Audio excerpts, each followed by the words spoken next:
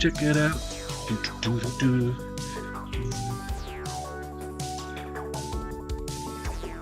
You guys get echoes.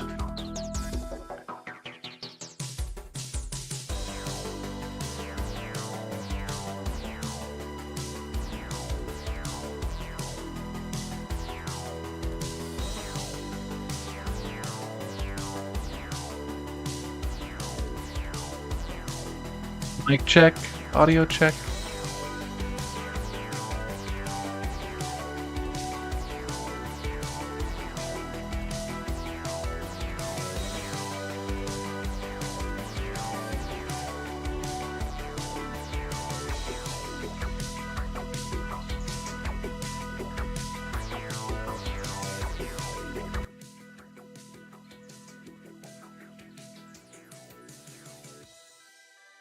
How's the audio there?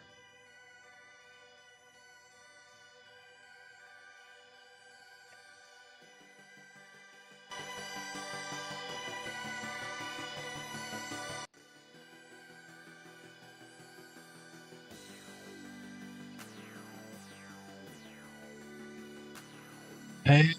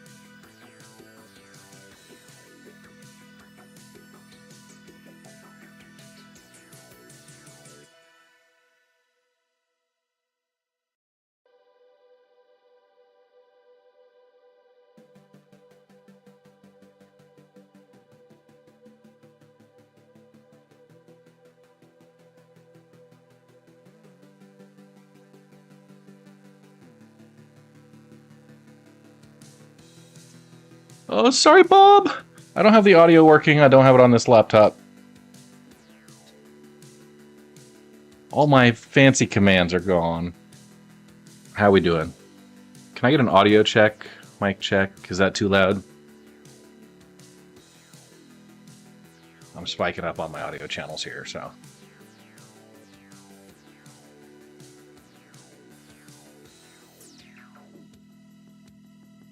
Yeah. All right, I'm good. I'm good.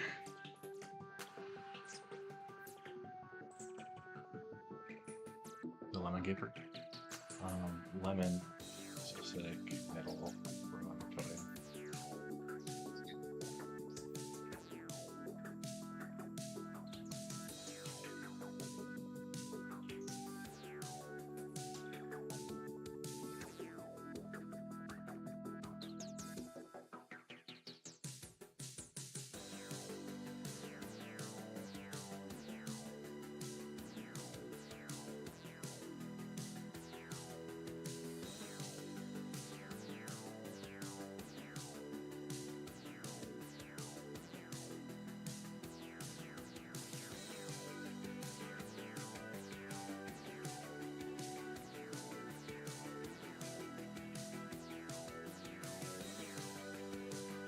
Is everybody hungry today?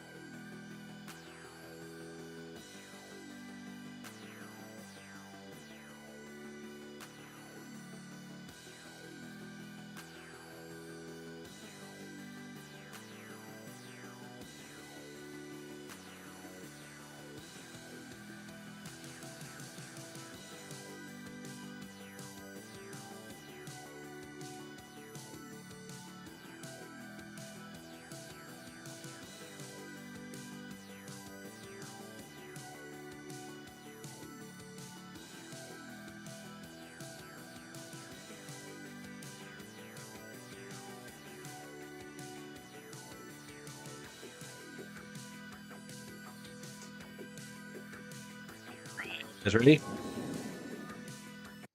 Pow! All right. Hey, folks. A little bit of a change of scene today. We're going to be doing some cooking today. It is a three-course meal that I promised many, many months ago as part of a streamathon. So I'm here to pay up on that, even though the laptop I was using previous, it couldn't handle a mobile studio setup, but I should be good now. So I have my lovely assistant, Mrs. Red, over here hiding, but you'll see her in and out. First, how's the audio levels? Everything good audio check wise? Bob says we're good. I just want to make sure that's good. And yeah, we do also, if you hear some babbling, it's because the baby's right over there. So we're balancing all of that out. Dragos, yeah. What am I making you? All right, so for the menu today, we're going to start off an appetizer of a pan-seared scallop with a lemon caper sauce. So you get a little bit of the seafood, a little bit of acidity. Then we're going to be doing a mushroom risotto with a pork tenderloin and some roasted carrots. So we'll have that for the main course. And then for dessert, we're going to be making a made-from-scratch apple crisp. So, yeah. That's what we have to look forward to. And yes, Dragostia is drawing. So yeah, that's the plan. So we kind of have a few of the ingredients here. I'll be working between a couple of cameras. So the first, we got our face camera, and then I have a top-down camera here that'll show a little bit of the workspace as I'm going, as I chop things up. I'll put them out here in front of you. We've got all of our ingredients just kind of hanging out off the side, so we'll be managing through that. We will also be, so we got that face camera top down, and then I've got my hybrid, which is a little bit of both. So I'll rotate you in and out and give you a front row seat over the dishes as we're actually getting things going. And you can tell there's a lot of pots on the oven today. That's because we are going to be doing a good amount of cooking. Quite a few things going on. We'll be balancing that out. So if there's any concerns about audio quality, loudness, if I forget to point the camera at where I'm going, yeah, try to do one of the channel point redeem audios, and I'll get there. I don't have my other the exclamation point audio alerts set up today, just because we are working on a mobile. Hi. Hi. She's over there. Hold on. So let's go ahead and we'll get started with. So we're gonna get the mushroom risotto going first, since that is gonna take the longest time. And the first thing we got is some white and criminy mushrooms. Now, are we supposed to wash these first? Wipe them off. You can use your indoor voice, not your quiet library voice. Can wipe them off with a towel. All right. But so we'll do a quick wipe down of these, get them unloaded, and it calls for a pound and a half. So each one of these is about 1 pound. So we'll just get them all diced up, and the combo of them, and I'm gonna load them right into our pan. The risotto is going to be cooked up in. Yeah, with some olive oil once we get there. So, start here. And the one thing I actually didn't do, I've been struggling on my prep today. Had a lot of other stuff going on. But I'm going to sharpen my knives before we get too far and everything. There's not a whole lot I need my knives for, but I just, you got to respect them. So, we get that going. And yeah, I've got my trash can here that, of course, I miss right off the bat. Hands are washed, and that. So I use, here we go. A couple years ago, I always talk about this, but you get yourself a nice chef's knife. This is the Shun Premier, and it's got a Damascus steel hammered edge there. hammered on the blade, and it is, yeah, it's seen good days, right? It's done a lot of cooking for us, but you can never go too wrong with a nice chef's knife.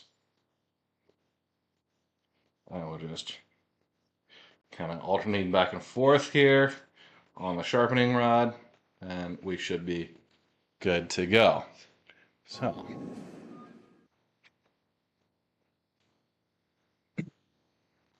start off, we're gonna just take all of our cremini mushrooms. We'll start getting those split. And just keeping your fingers tucked in because this will absolutely destroy them if you're not careful. So, getting a few. I'm not the best with knife skills, so nothing like a sharp quality knife for cooking. Yeah, T-Tone Scott. And it's a nice investment, right? The only thing is, don't let your mother-in-law use it. Okay, well, I'm just saying, if my mother-in-law knows how to handle sharp knives, I'll respect her, but don't let your mother-in-law use it. I also need to get used to this setup because I keep looking down at the microphone, and that's a little awkward. Hi. You want to wave hi to everybody? No, she's just... So, yeah. The mushrooms are gonna be quite a lot of space they take up, but they render down pretty easily. Friedenrith, my mother-in-law is a wonderful woman who means well.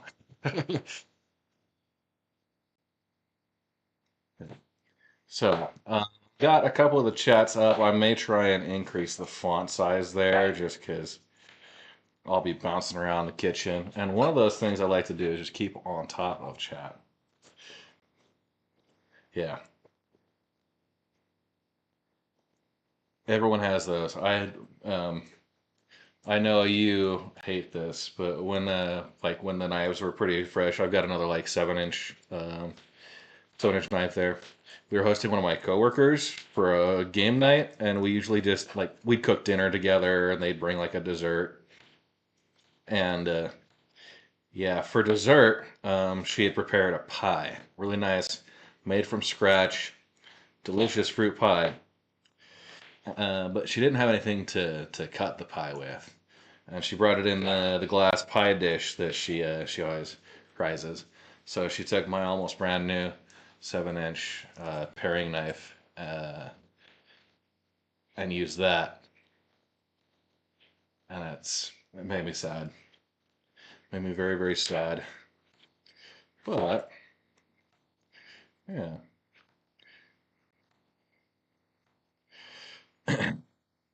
taking care of them. That's what you gotta do. So just kind of chopping up the mushrooms here. Because each one of these is a pound, and we only need a pound and a half, we're gonna get about 2/3 for each. Yep. Yeah, don't want to fit it on me. We'll leave a few on the bottom and just kind of combine them later on. I'll probably use them for like a mushroom omelet. That'll be fine. Okay.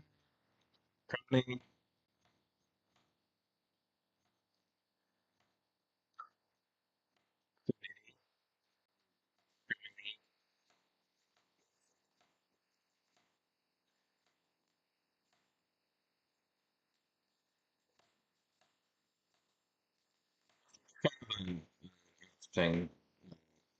People who like them and people who don't, right?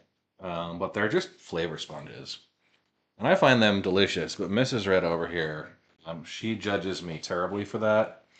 And yeah, it's a point of contention in our relationship. And yeah, every now and then when she's out of town, I'll get a big thing of mushrooms, and we'll just go to town with that. What you saying, Z? Are you wearing a hat? Okay, hang on. Just so you understand who our audience is tonight. Hat? Where's your hat? So there we are. the whole crew. But yeah, risotto is actually one of my favorite sides. It's one that everyone says takes a long time to do. And yeah, it's a lot of simmering, it's a lot of tending, but you can do that in between anything else. And it's a really great, like, creamy, a little bit of the, like, Parmesan cheese you get in there, and you put mushrooms in there, and it's a great flavor sponge. Hi. The good news is we are going to be breaking out some wine in the near, not so far future, because that's going to go in with some of our risotto business to start. And you know what? They only use 2/3 a cup in the recipe, and the rest goes to the chef. I'll use some. Yeah, I guess they. Okay. It doesn't all go to the chef right away. That's part of the reason why I like cooking with wine. Great excuse to just sit there and have a nice bottle on hand.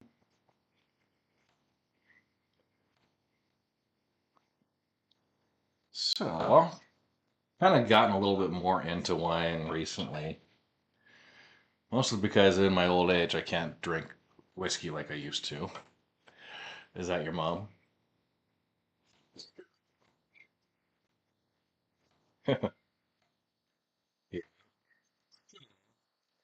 They will render down. We'll get them added in as part of the risotto and even a little bit of a topping there. So we're doing a little bit more than what might normally go in, and no problem. So the rice we're going to be using is an arborio rice, and yeah, a nice organic. Uh, get one of these. You only use like a cup and a half or so. Hey, Alice Aurora, '07s. So only use about a cup and a half of the rice each time you do it, but it yields pretty good. And yeah, like I was saying, just the texture on the risotto um, is awesome. Nice and creamy. And it'll be a nice base that with the pork tenderloin we're making tonight, we'll be able to just set that on top and let her go. So, okay, we got that. We need a couple of tablespoons of olive oil on that, right? And okay.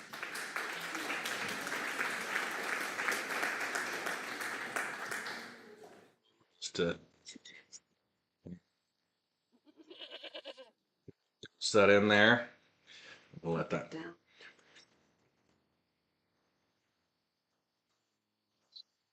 so over. Check. And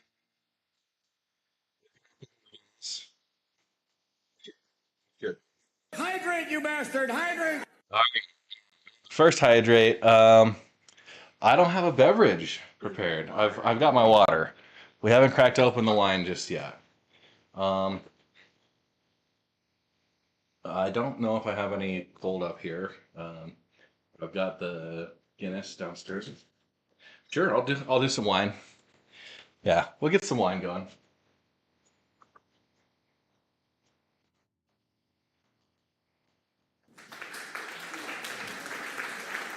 There we go.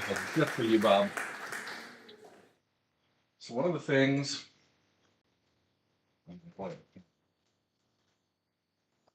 you find a nice spoon with the hole in there. These are great for risotto because the goal with the risotto is to agitate everything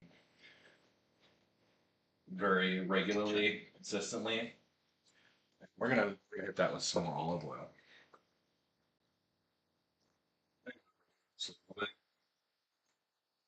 Salt too early. Keep going. It's right on high right now. We're gonna bring that down to just over medium. We'll let them start to get some heat through, and then we'll get the salt. And you said pepper. Salt and pepper tossed to cook, stirring only occasionally for 8 minutes or until soft and brown. Okay. And then you shoot.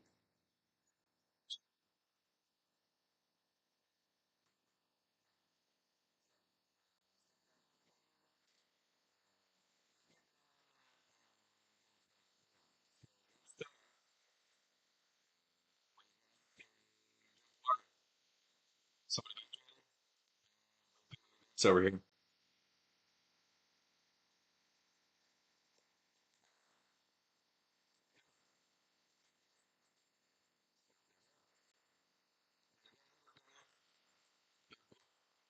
Just in a couple of pieces here.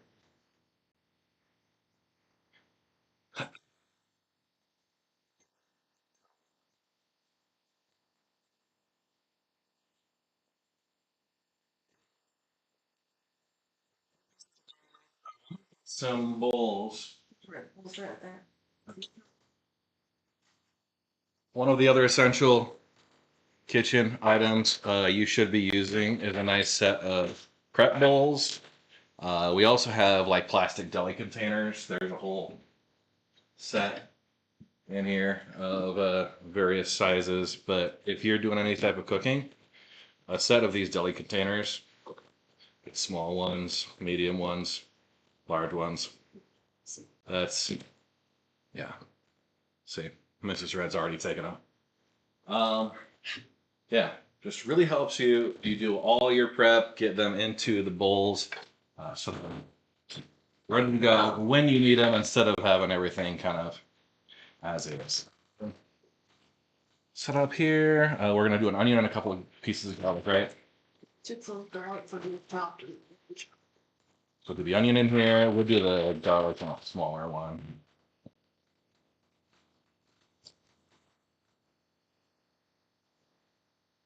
Oh yeah, Tuloya.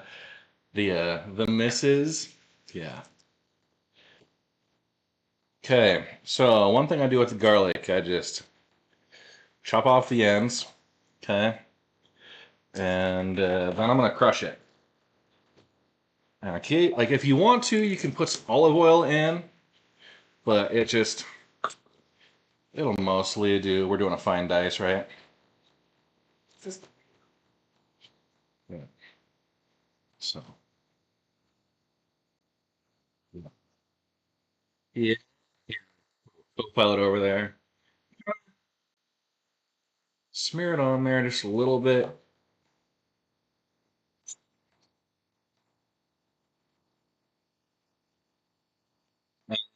Any professional chefs out there, I apologize for my terrible knife skills. And if you're not a professional chef, this is totally how you do it.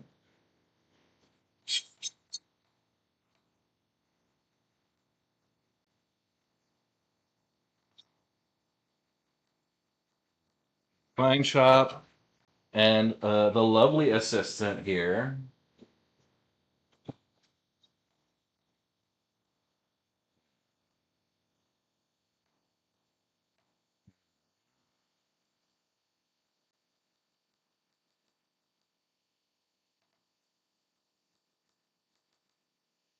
So sometimes you put like a little lug of olive oil in there, and it really helps it keep together.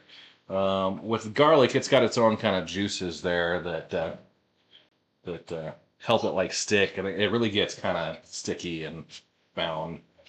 So we'll go ahead and do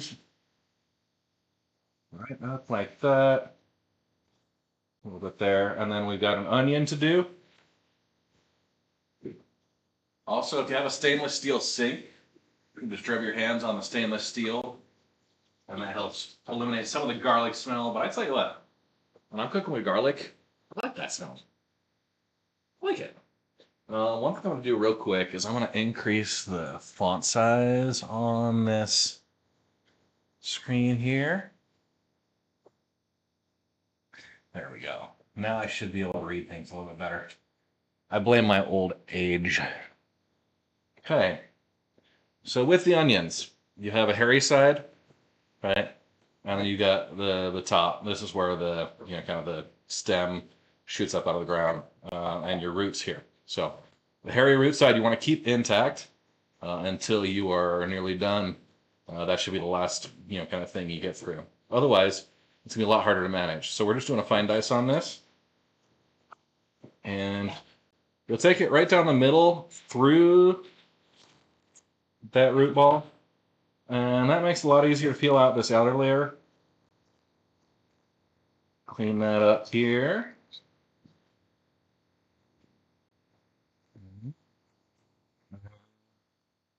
Yeah. The other nice thing about having a really sharp knife is when you're doing onions, it doesn't release as many of those juices. Cleaner cuts, less of that vapor, and you're less likely to get all teary-eyed about it. So, got that. Let's set this aside real quick. I got a bunch of hair on here from the roots. Not my hair. It's onion hair. But yeah, we'll do a quick wipe down. And yeah, with a good knife like that, you always want to be using. I've got Epicurean like self healing cutting boards. Those are good. One of the things I like to do, so we're gonna just cut off the tip there. We'll do that for both, and then I want to do a couple of horizontal slices, and then a couple of vertical slices, and then we're gonna go through and dice the rest. So we're gonna go right across here from the bottom and kind of working our way up.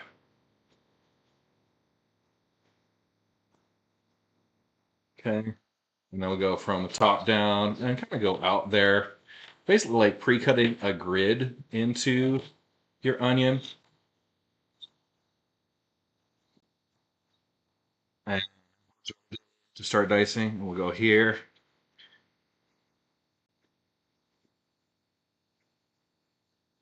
Too many, and it's going to be difficult to handle. Too few, and you're going to have a bunch of extra steps to dice. So you kind of find that balance. I like about a 1/4 inch between each. Yeah. You take from the end. So you cross in, top, and in, and we'll just start chopping. And let that release those cubes. We get a little bit of fallback. It's all right. Hey, we got our little commentary happening over there from the little miss. And once you get down to the end, like I could keep going a little bit more on the vertical axis, but I'll actually, since we're still getting a little stuck together, I'll take it and set it on its end, and then just start dicing in towards that root.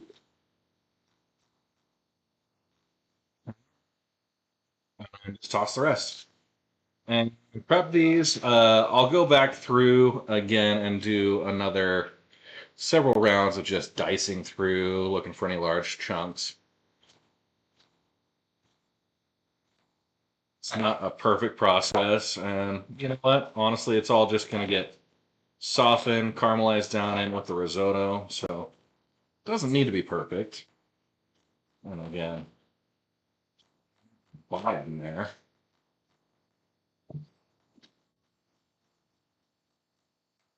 A couple of things I see in there.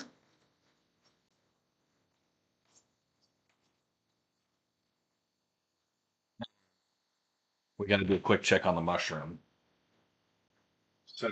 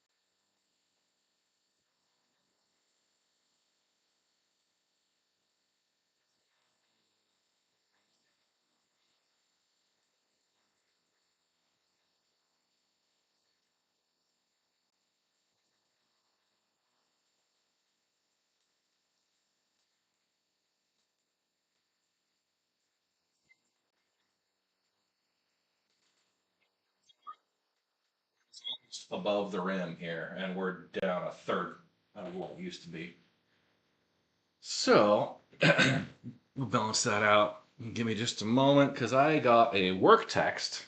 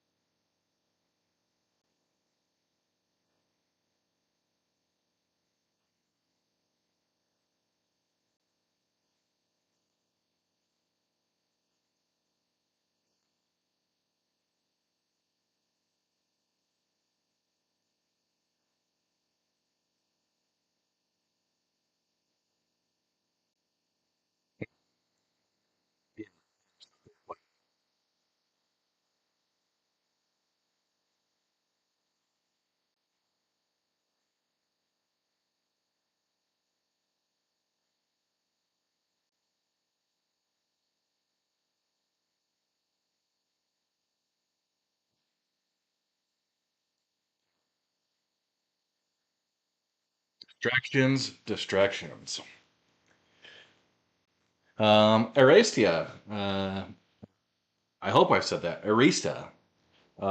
So the menu tonight, we're doing a pan-seared scallop with a lemon caper sauce for the appetizer, a mushroom risotto with a pork tenderloin for the main course, and then for dessert will be an apple crisp. And I'm gonna kind of, we've got a streusel topping. I'm gonna kind of freestyle the apple crisp um, filling with, that should be good. So we got our garlic there. Onion now looks pretty good. I'm gonna get the veggie scoop.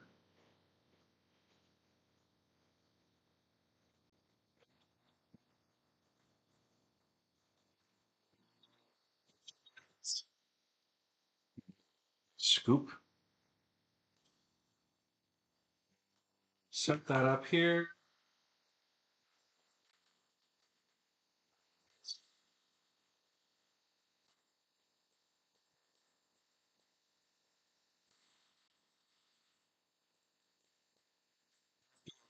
Window paper thing. One of my favorites though. Go ahead, give a quick wash. That's our garlic and our onions. What else is going to be up?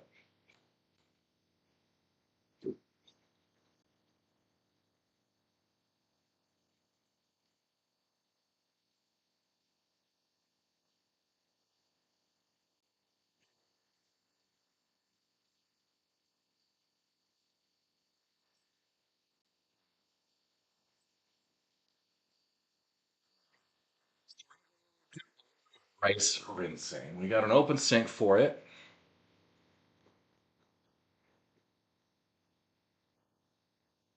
The beef rib roast with a nice green leaf salad. Touch different on the British roast dinner for once. Oh, nice. Yeah.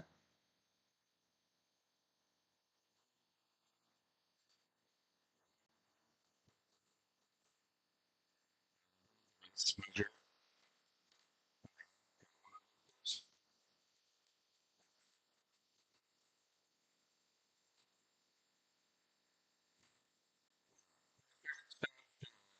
Here,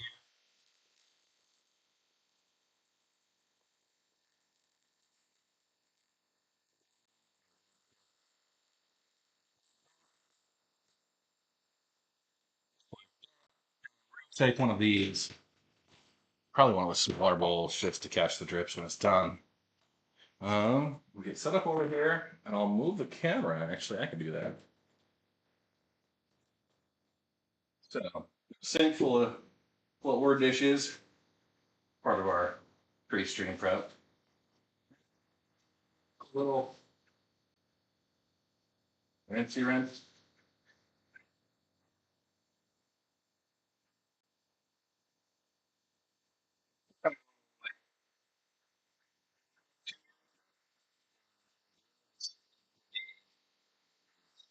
Creamy.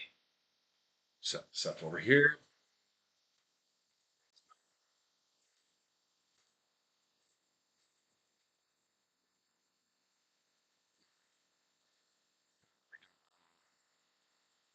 Race back over this way.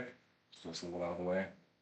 A quick toss on our mushrooms once again.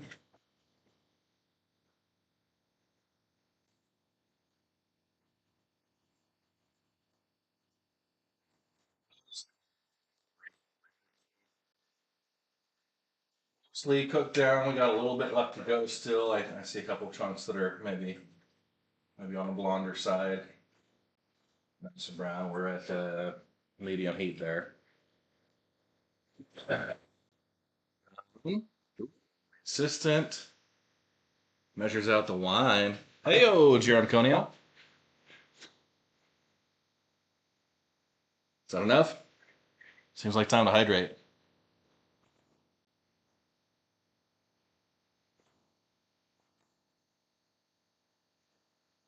Doesn't need to be perfect. Who let the dogs out? Good news for you. The dogs are accessible. Yeah, can you? And then we'll come over on the main cam.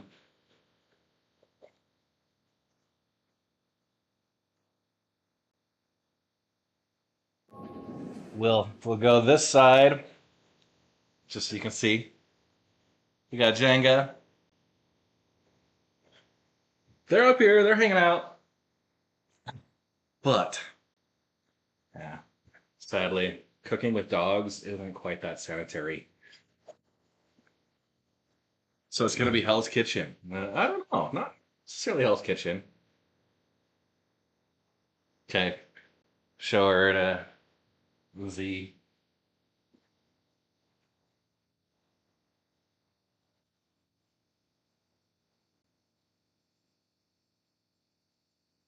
All right.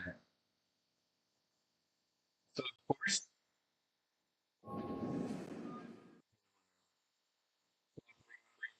just get a quick hand wash for both of us before we get back into anything.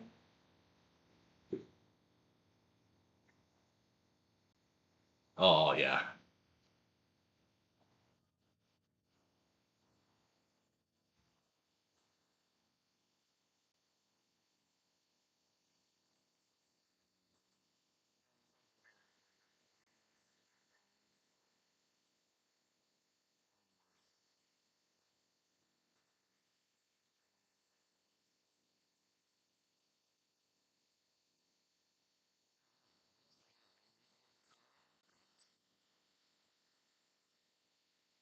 It's good to interrupt now.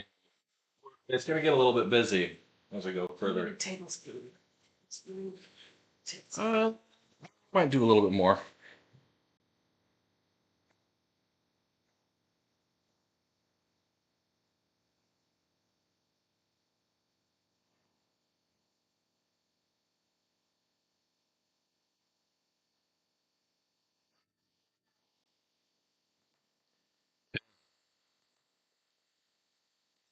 Time to the garlic, the onions. I'm gonna put the mushrooms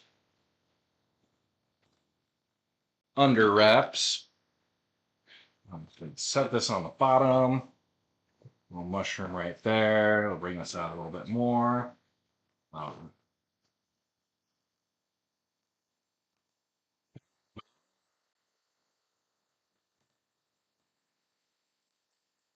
Up on top and just get that nice and sealed in there. Bring this side up and mushrooms ready to cut up. I'll probably save these for like an omelet or something. I will have the recipe up on the Discord. Yeah, I can post that in the foodies when you have it. Okay, so while we're over here, kind of to the mushrooms, we also need to get the stock heat started up. So we'll get that. We'll start off at high, and we'll bring it back down a little bit once we get to temp. Looking pretty good there. It's gliding around.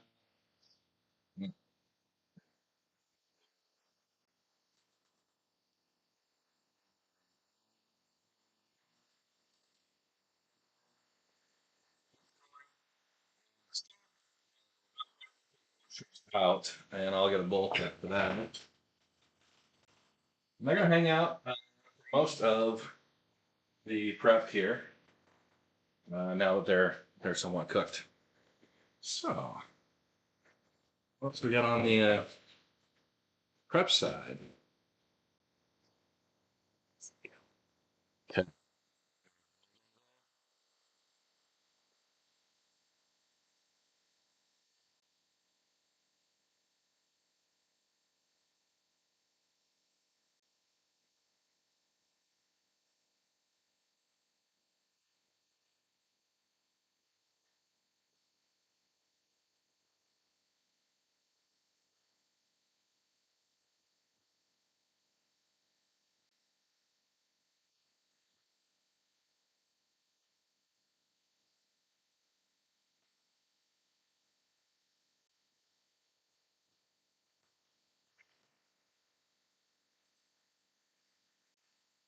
So scallops, we got them. They're in the fridge. We're gonna wait to pull them out, but we're gonna get a couple things done first.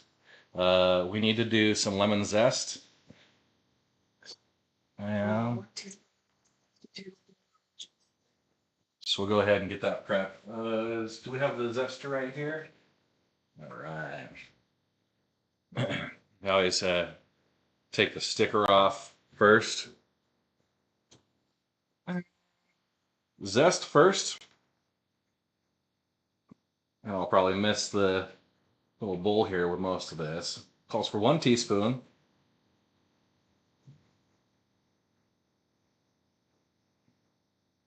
Of zest. So we'll just kind of hit this a little bit.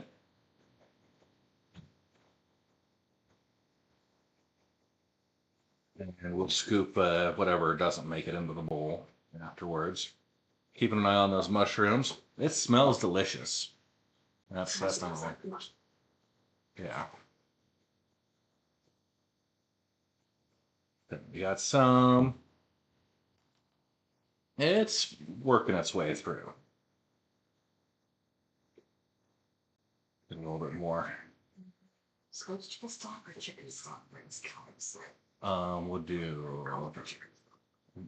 Yeah, chicken stock's fine. But do we have leftover veggie stock?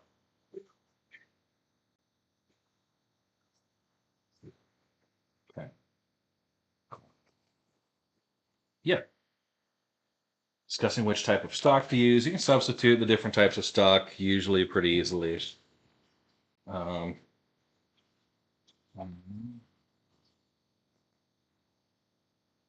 can also get like the bouillon cubes, which I don't think work. Okay. We got our lemon zest there. We need lemon juice, right? Yep.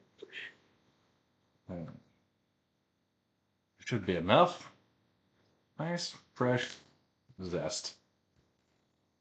Set that off to the side, and we're gonna put this on the sink.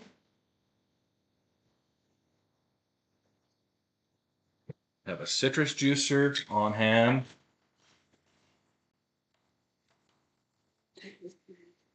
Before you cut through the lemon, you want to kind of roll it under your palm. Squish it just a little bit, and that helps get a little softened up.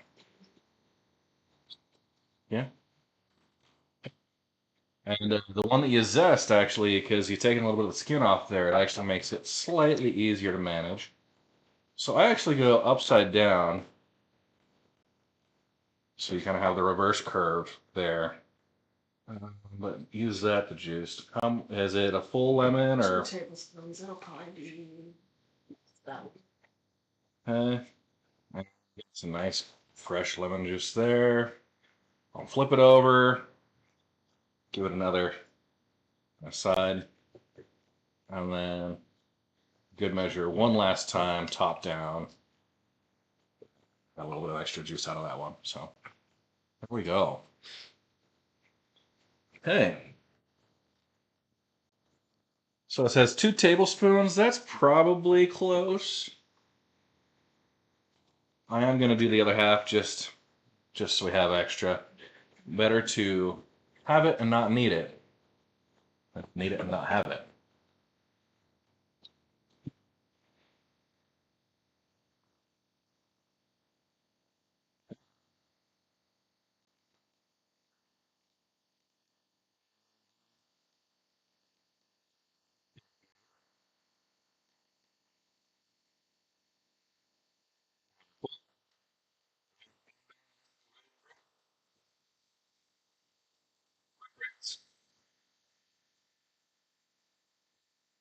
I usually walk around the kitchen with a towel over the shoulder. Okay. We are preparing. So, those lemons were good. Whew. Hard work. You want some wine? They brown and soft. The mushrooms will be, yes.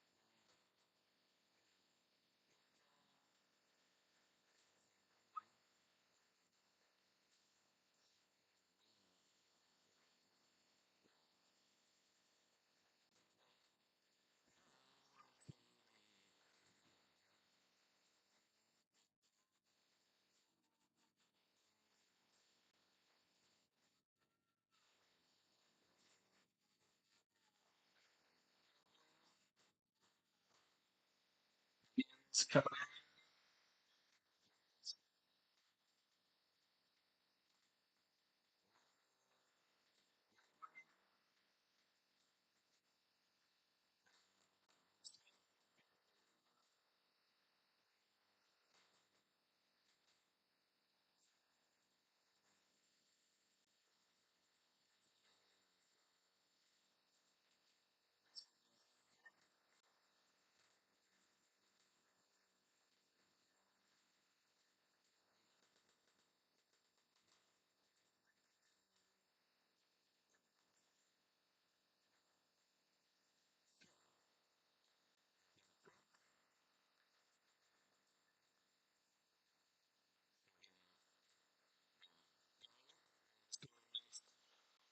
time. And what else? The wine? Oh, the rice. Okay. So those onions will cook down. We'll take our onion bowl, drop it in the drink. Guru says, still lurking, but I see food. You gonna send some to me? Maybe, Guru. Freeze dried and shipped. We'll make it happen.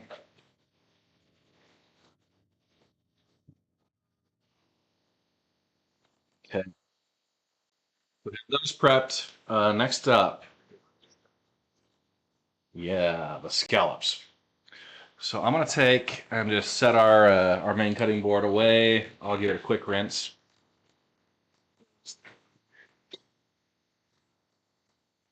Excuse.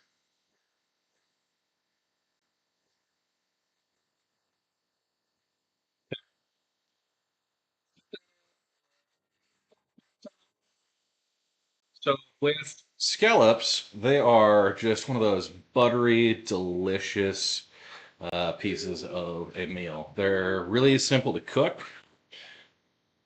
and prep isn't too bad. But yeah, you want to just watch, get a little bit of love as you prep them. So we're gonna do salt, pepper, and we'll do garlic powder. Right, a little garlic powder. It's just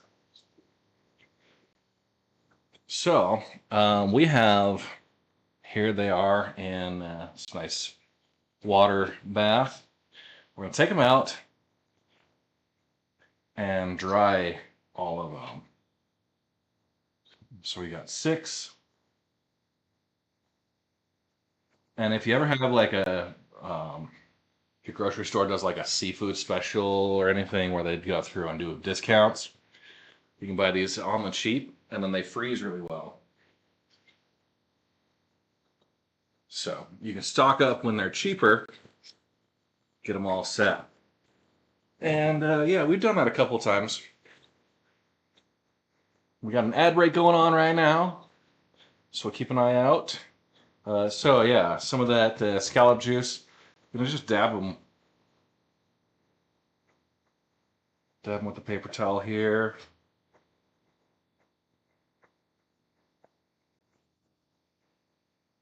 Flip them over.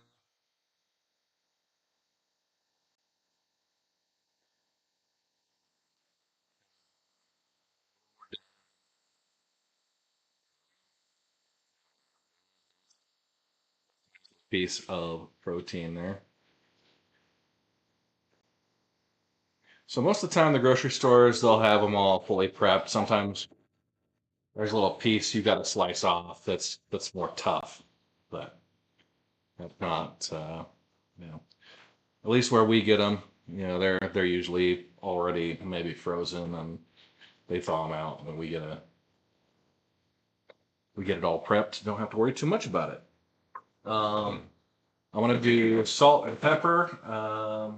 You've got the onions over here.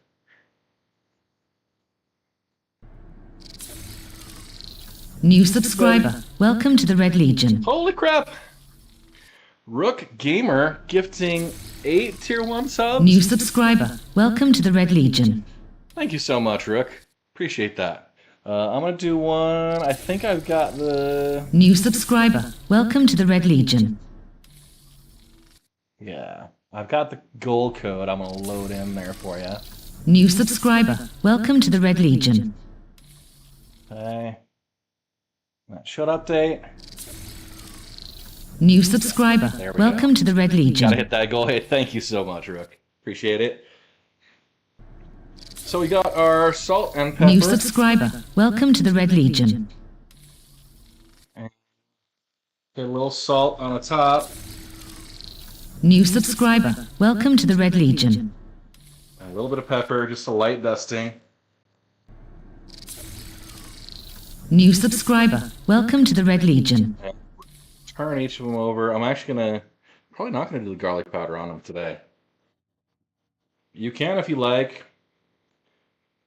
I feel like it adds to the flavor.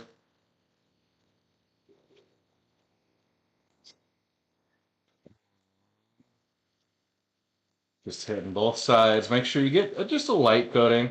Doesn't need to be much. These scallops are a very delicate bit of flesh, so. And I'm kind of rolling it across the towel here, just scooping up the rest of the salt and pepper on those sides. Making sure I've got that. Yeah. Yeah. They are electric salt and pepper grinders. And isn't this year. They were absolutely worth it. You get one-handed, fresh ground from either rock salt or whole peppercorns. So we got all 6 ready to go. What I'm going to do is I'm going to get the pan for them prepped. Once I get my fingers and hands washed, we'll get some olive oil, we'll get some butter and some garlic in there to kind of season that oil that we're going to cook them in. So, let's get the lemon caper sauce going. Same kind of.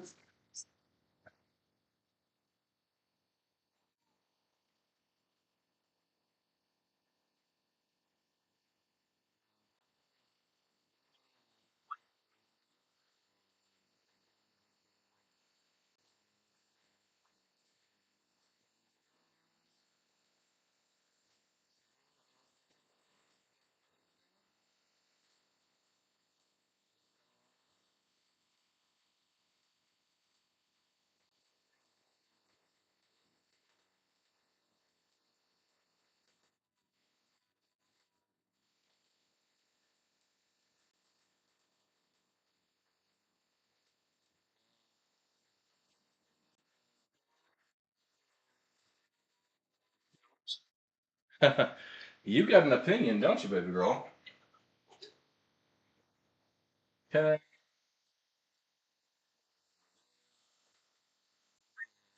2 tablespoons of butter, and you just smash garlic in there.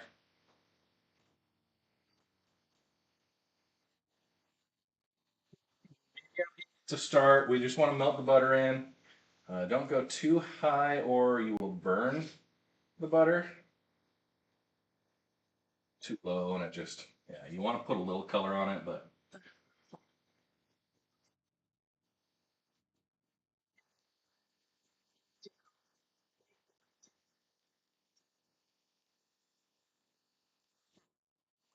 go ahead. We're going to set up for one of these. We're going to just smash it. And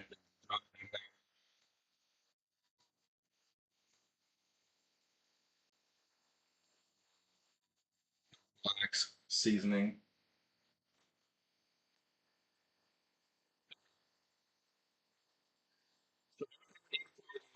Sauce. We got our lemon zest.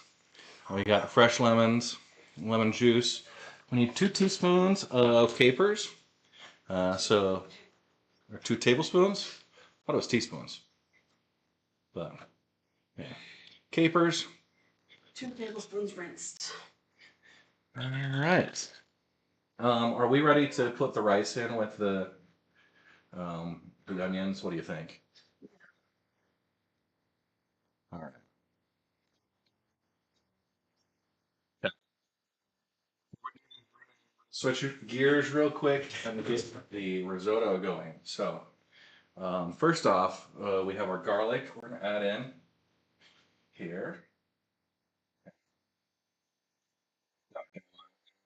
Two. Next, I'm gonna put in the thyme. So just a little delicate seasoning on top there into the drink, and then the rice comes in on top. We're gonna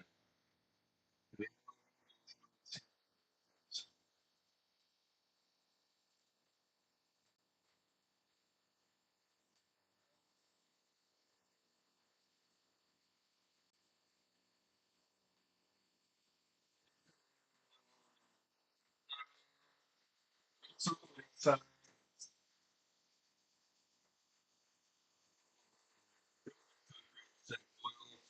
it's picked up into the rice grain, nothing touched up. Just a little color there, something.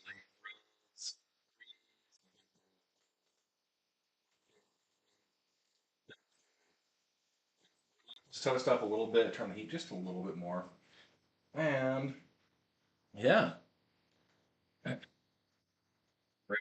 set, setting up on this side here now for that butter.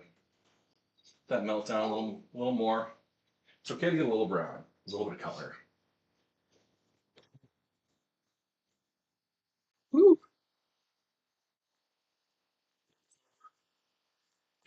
While that's getting the last little bit of color on it, I'm gonna set up for a couple of tablespoons of rinsed capers. So we'll prep this up. I'll get the rinsing pan.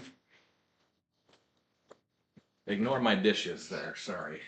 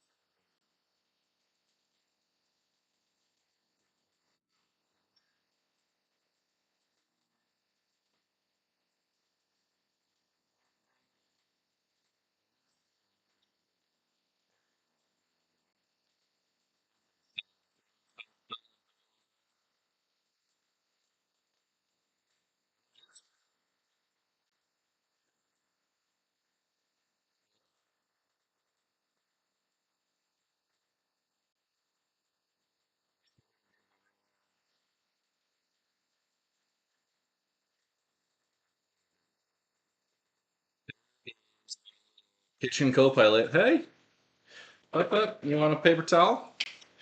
Here, we'll get you a paper towel. Ready? Go.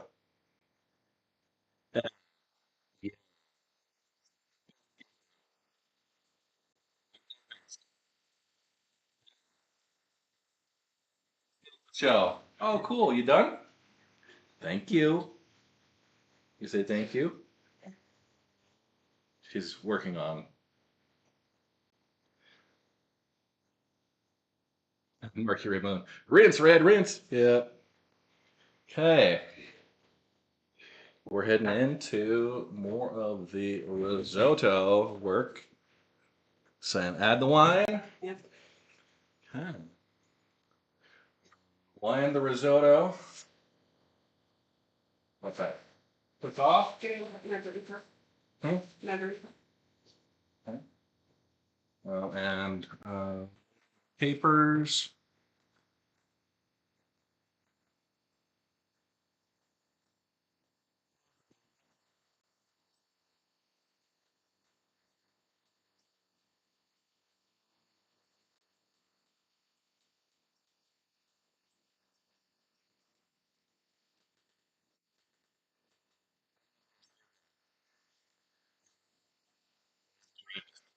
So the wine is for me.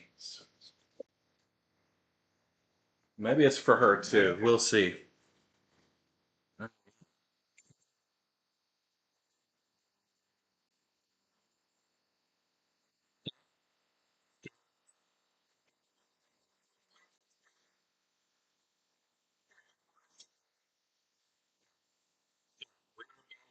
To work the scallops.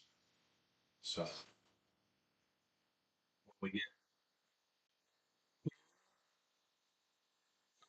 it's always cooking that good. Nice. So that's cooking then. Start adding the broth. Do we have a big ladle?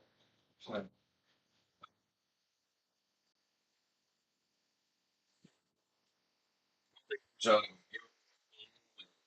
always adding more water and liquids and letting it kind of combine and going to be agitating and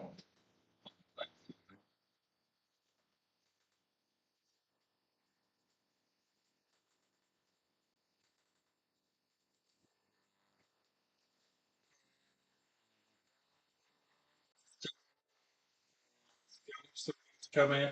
We're going to get into our first bit of water addition before we get the scallops going. But yeah, our butter's nice and combined. Where's it going in? Yeah. If you want to get that set up, I will drop this over your way.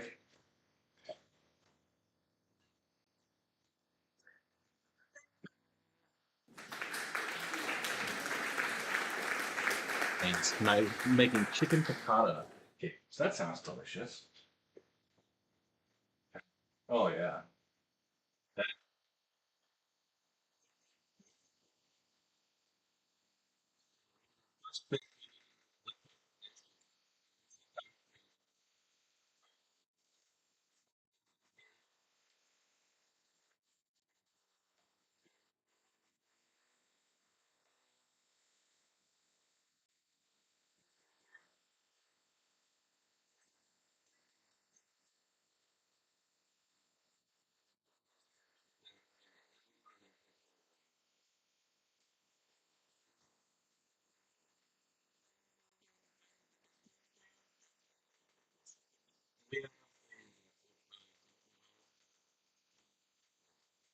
One thing with risotto, you're gonna end it with some Parmesan.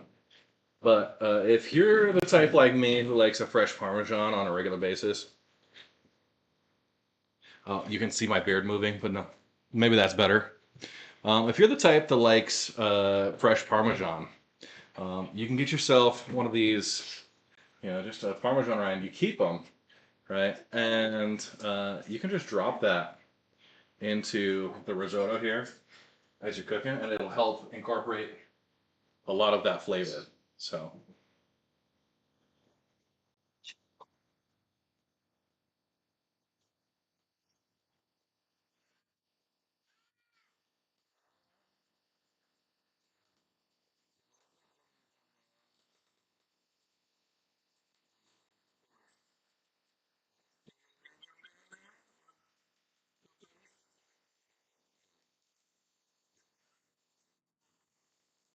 can see, cooking is a family affair here.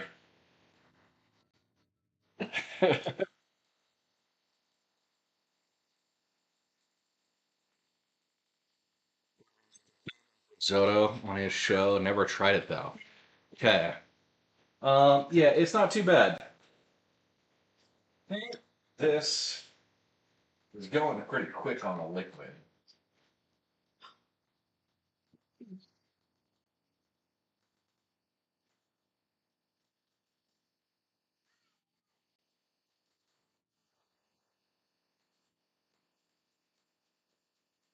Spooning 1 or 2 ladles into.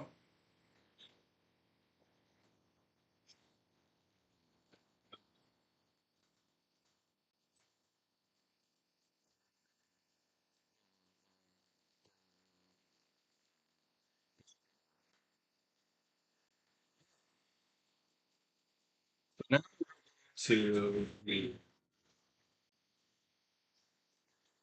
scallops. I want to make sure I kind of address you guys as I do. So I got the butter and olive oil, and there's the garlic clove in there.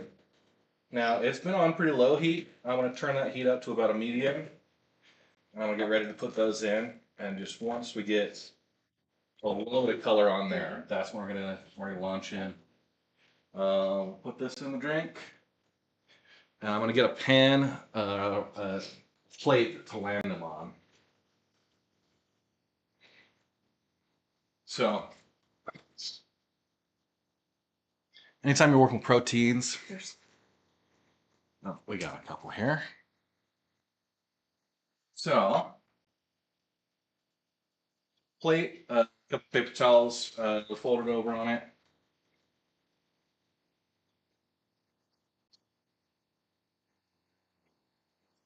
Little bit of, so, let's bring this across.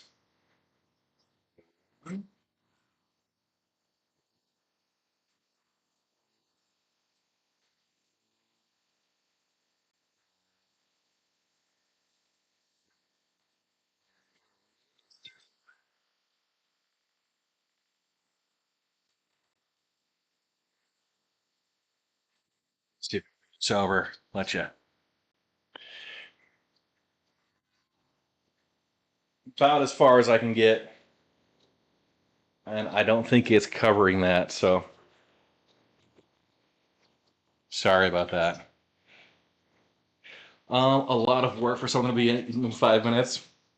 Fair, fair. So got a little bit of a sear going. I actually need some tongs.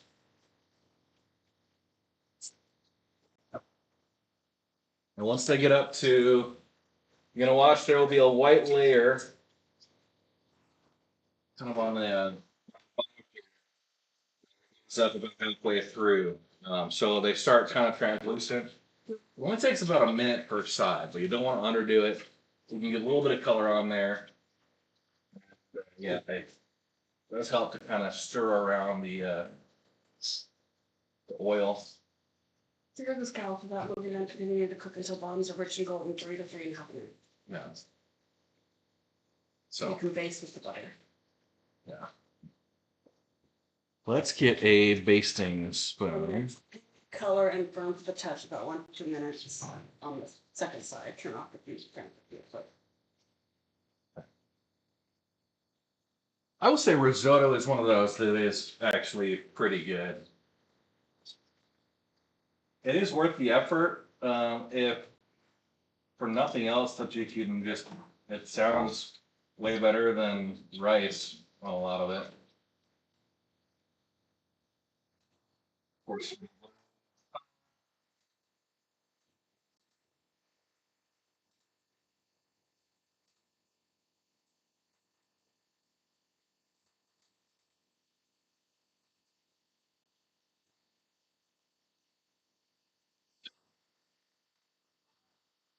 She's supposed to be an LPDA zone. There's not a giveaway for tonight, but I do have a giveaway going for the Misk, the Misk Fortune. So that one's ongoing, not specific for tonight. There's a challenge, type of exclamation point challenge, just to enjoy your night.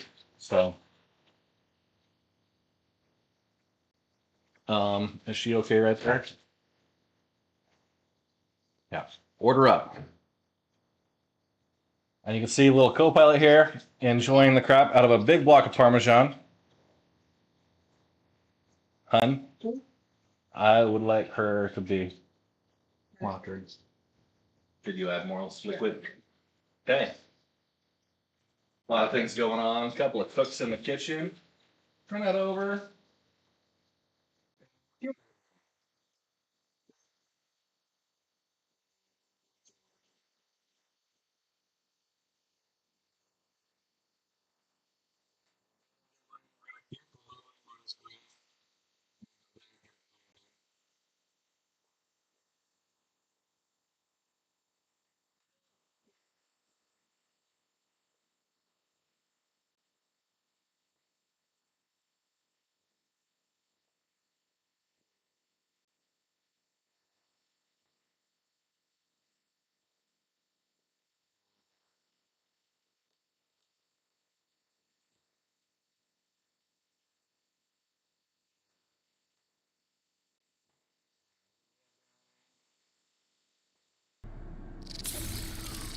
Returning subscriber. Glory to the Red Legion. Sub. Hey. Thank you for the sub. Appreciate it. So, food. Yeah, sham pasta. Risotto counts. Like rice is a half of pasta, right?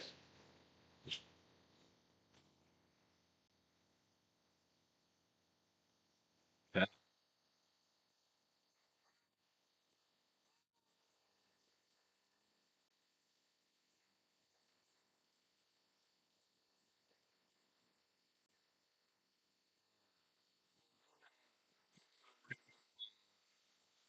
Think about next. Twice removed cousins. Yeah. Pasta versus. So we're gonna get the oven preheated to 400.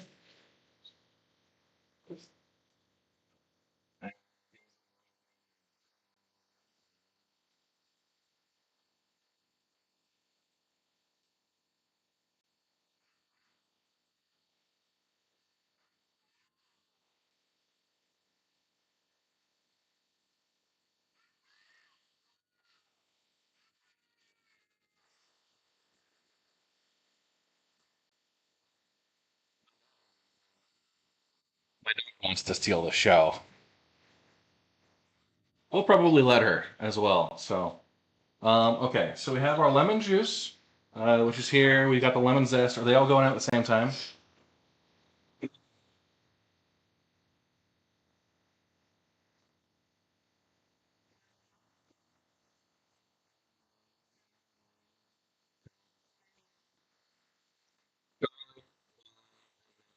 Zest, capers, and Chicken stock, which we use some of that stock. Zest, juice, capers. where's zest, there's capers. Okay, cool. So now normally when I'm not entertaining, in the middle of the cooking, we'll also be like doing cleanup, doing the dishes. Just helps manage things. Yeah. Okay. That those will cook down just a little bit. Mix this together. That'll be part of our final addition. So we'll start with the garlic, and I'm just queuing these up when we get into when that when the scallops are done, and I think they're pretty close right now. So we're gonna drop the garlic in there. We're gonna drop the wine after a couple minutes. Yeah.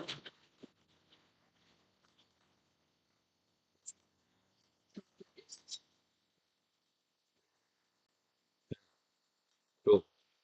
Got all that ready to go. Yeah, clean up. It's the worst. Growing up, my family always did alternating like meal, like Sundays were kind of a big deal. So half the family would cook the dinner, and the other half would clean up the dinner. And then throughout the week, each kid had their own meal turn. So they had to cook and clean up for everybody. And I come from a large family, so it was no small task. But I grew up learning how to cook pretty early. So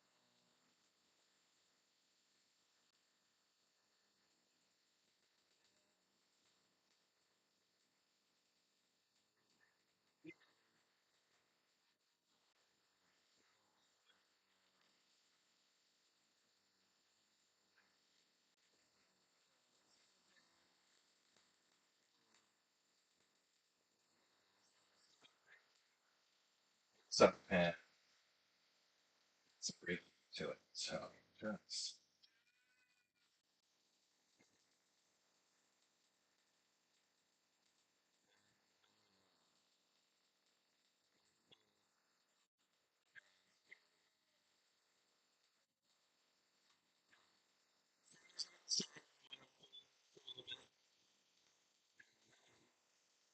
have to take this piece of garlic out.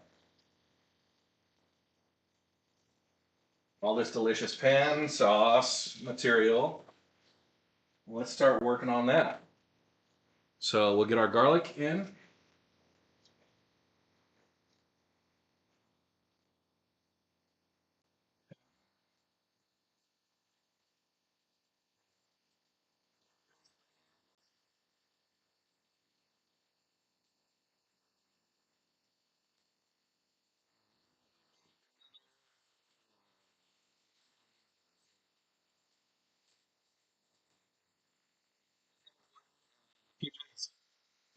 Utensils.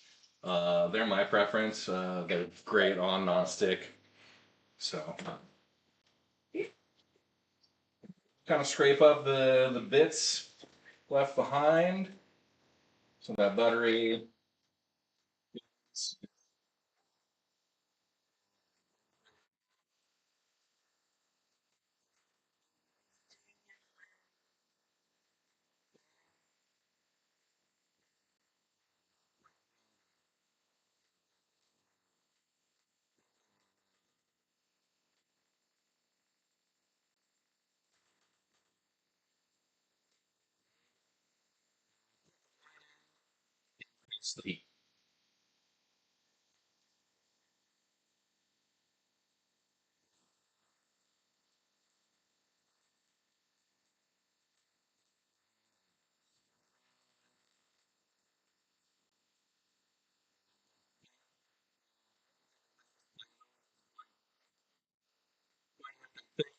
Which is the flavors it's going to incorporate. And I will work on positioning this microphone on a better spot. No, it's not dried red chili. It's just kind of the pan scraps from the scallops. So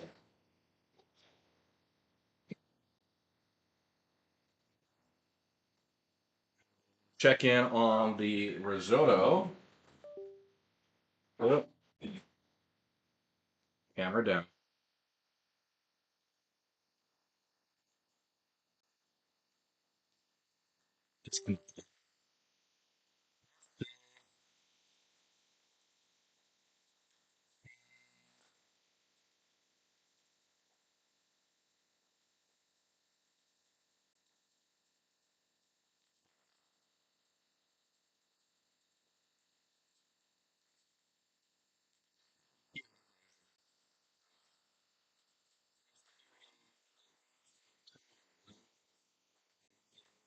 See, you want to work those starches around.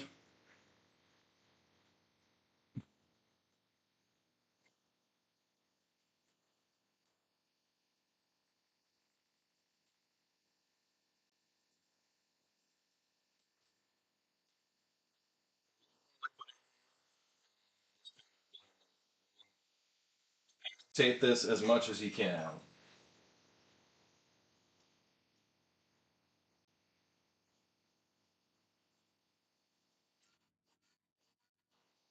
So, see?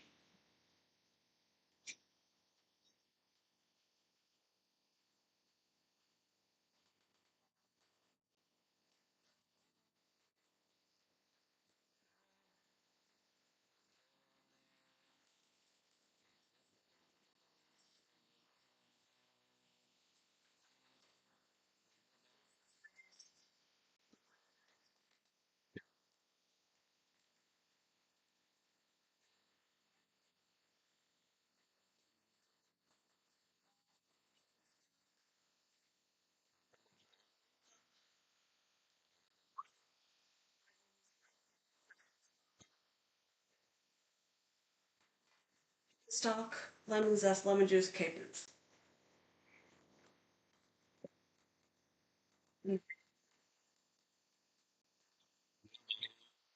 Should be in there. Just the way the microphone's positioned.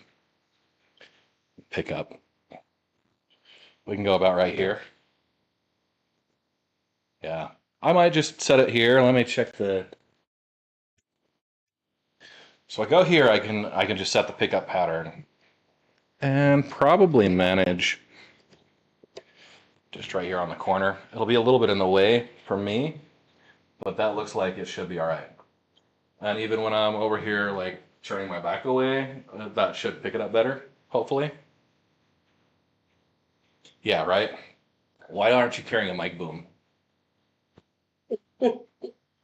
So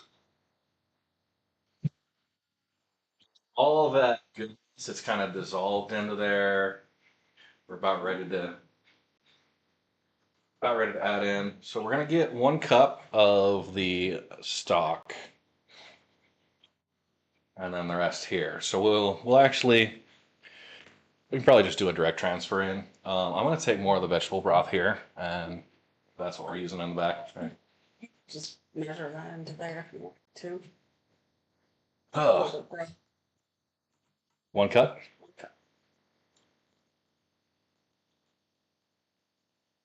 Hey,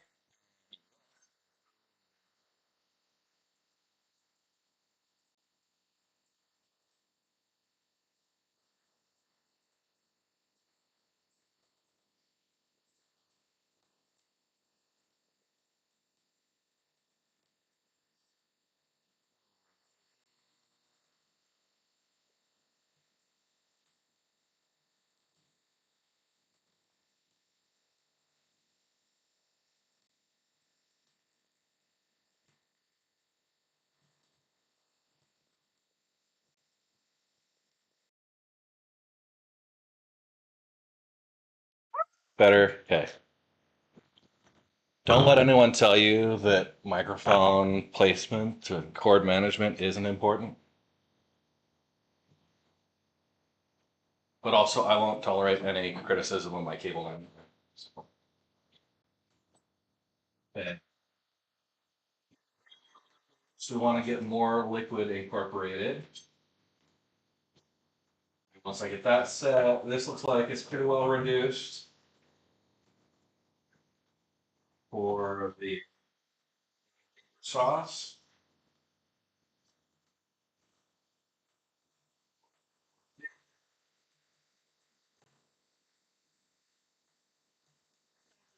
Stir it through the pan.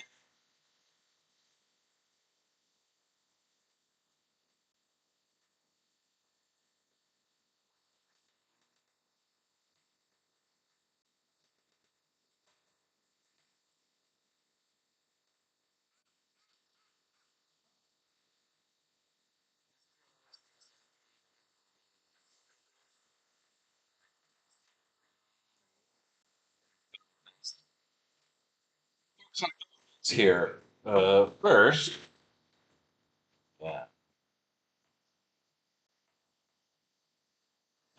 What's the best head for general mining with a mole? It is the Hoff Steed. Is that just how you know it's for sure me? Okay, we good there. We're going with the stock.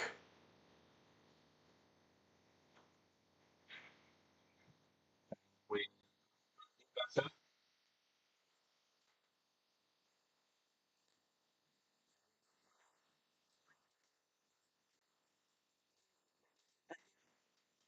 It's the lemon juice, the lemon zest, and capers.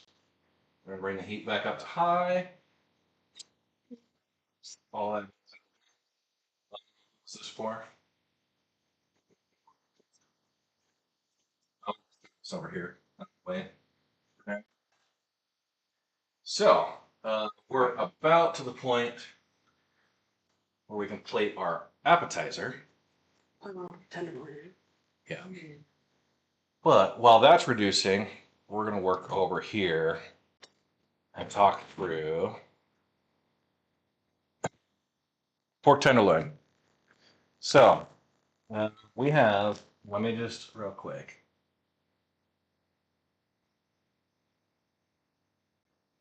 I'm gonna adjust the camera because it's supposed to be auto, but it's a little on the bright side.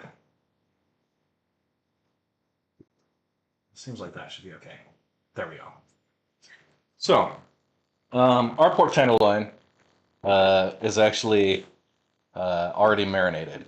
So we had this in Dijon mustard, parsley, honey, and yeah. So we've got it marinated in there. Inside here, it's in another plastic wrap,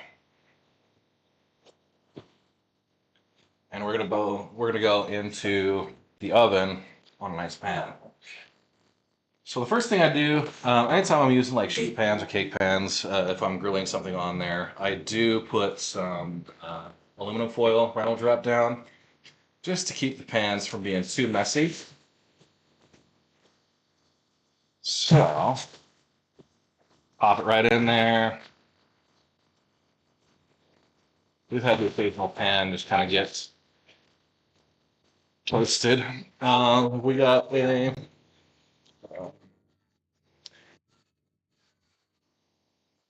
next thing, I do a little bit of an olive oil spray. That'll keep it kind of the non-stick. So we have this, just an organic olive oil, and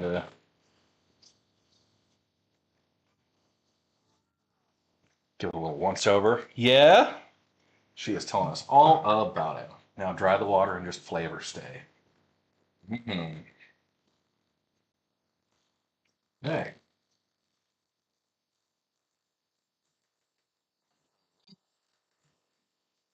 we got it inside plastic wrap here, where it has just enjoyed the flavor. Oh, of course, I put it right down on top of that olive oil. Good luck getting that out now. Just kidding. Okay, just like that.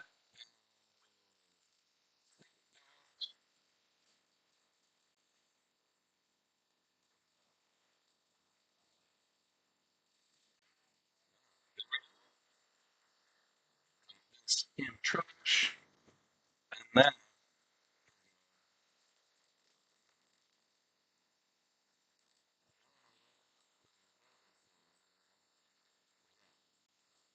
it's also got some garlic in there with the honey mustard herb. I'm gonna go rinse my hands off real quick as we get prepared to drop that in the oven. It's gonna take. We're at 400 degrees, honey. It's 400 degrees, and it's gonna be about 20 minutes. We're aiming for 145 degrees Fahrenheit internal temperature, which is another reason why you need a really good meat thermometer. Like a quick read.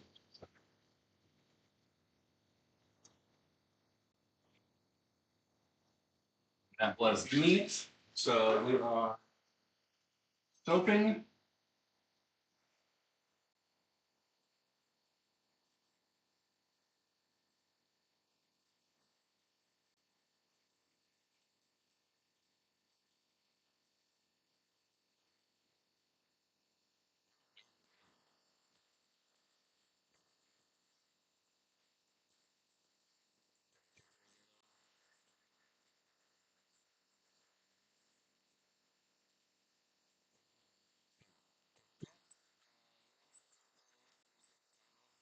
18 minutes.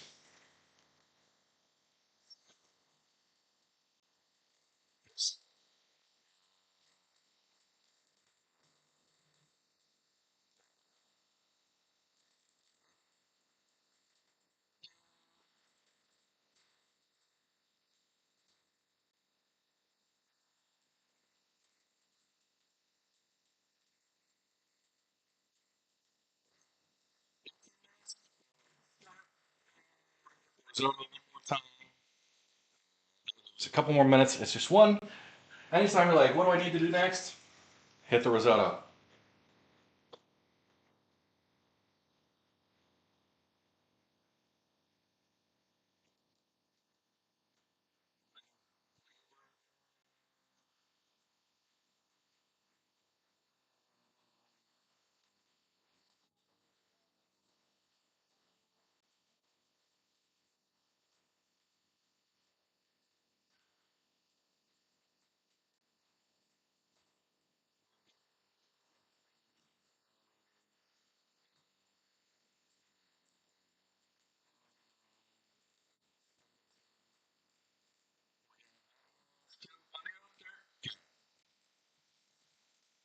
Okay.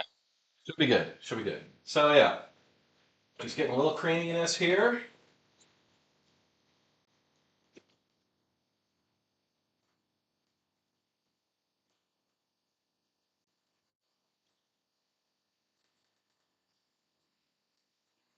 A little bit more liquid.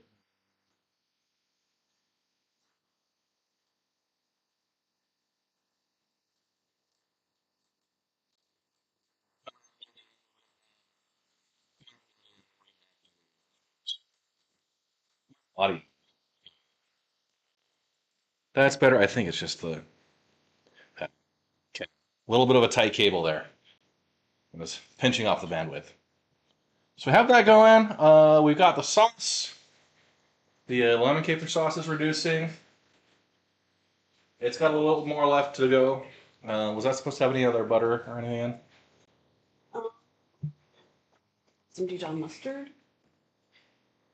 And is it just by sight? Just a tablespoon. You couldn't eyeball it. Okay. Once that's reduced, you whisk in the Dijon mustard. Add the scallops back in to warm them up. Salt and pepper if needed, and then garnish with Just about there. So let's go and look at a little bit of plating while we're managing here. Good there.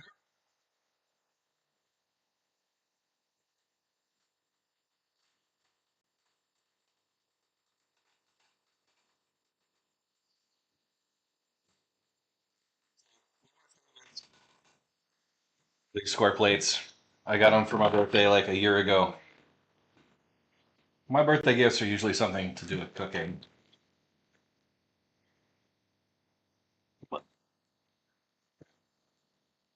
So we're gonna have the plates here.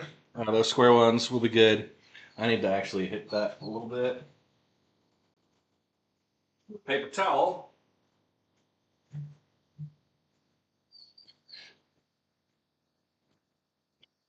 Okay.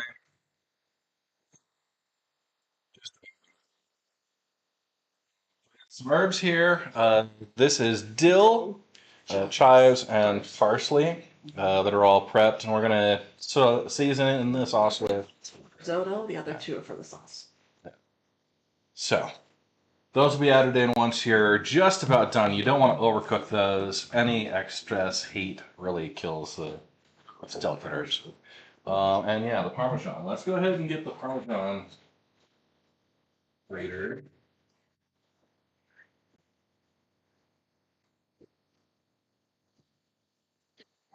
Butter and sauce you could put some.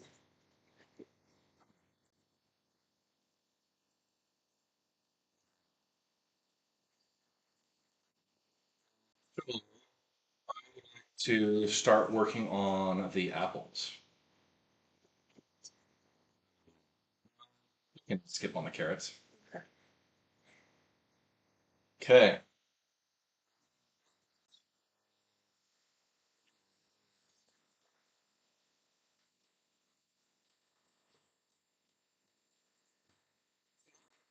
Dessert. You move it a little bit. This dessert is going to be an apple crisp, and I'm going to do some diced Granny Smith apples for the filling. And I'm like kind of free balling a little bit with the filling. So, yes, I will be doing the Sunday morning mining tomorrow. So, got some delicious Granny Smith apples ready to go, and I'll go 1, 2, 3, 4. I'll start with 3 and see how we got that. Set these aside. You start with a nice tart apple. That's your best bet. Get these off. Now I am gonna peel these, and we'll go through and kind of cube them up. And I'm gonna set that into one of our pans here. So my lovely assistant works on her progress in the back. I'm gonna rinse off.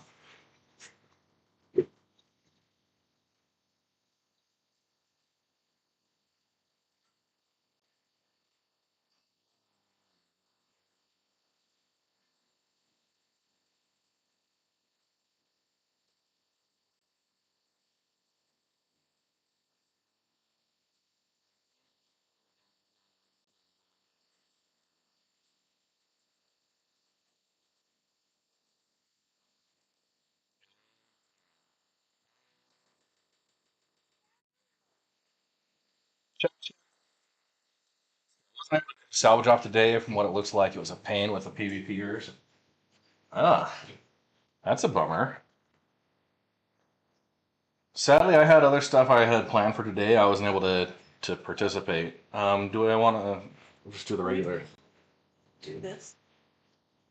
Um, gotcha.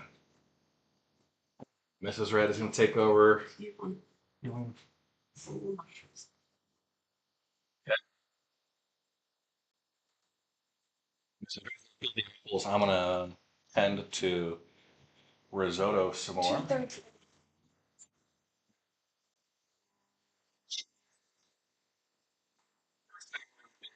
Take out this Parmesan rind. Set that aside here. 2/3 of the mushrooms. Less. Mrs. Red would probably appreciate less. So it's about right there. Stir sauce.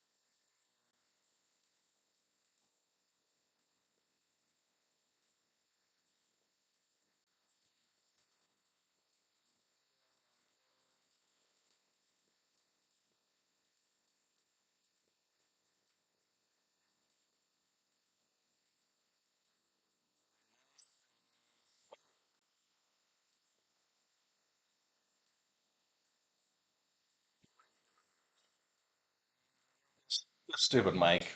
All right. What are you up to? Peeling apples. Peeling apples. All right. See, did she get down on her own? She did.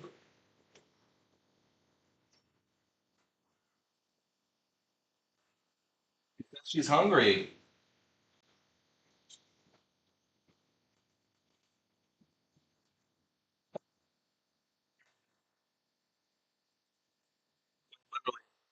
Oh, baby.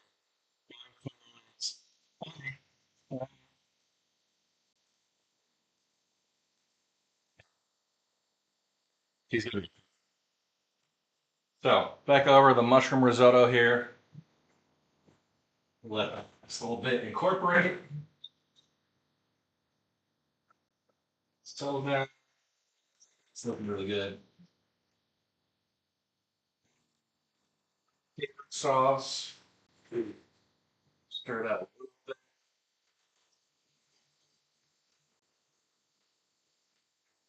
Reduced with our stock.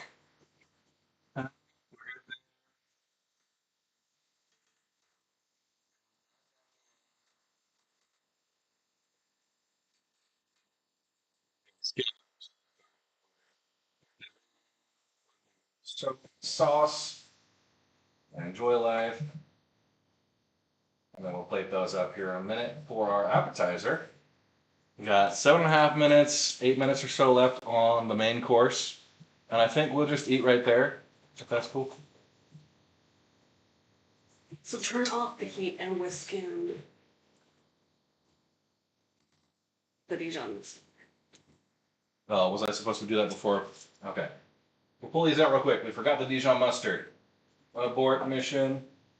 Abort mission. Okay.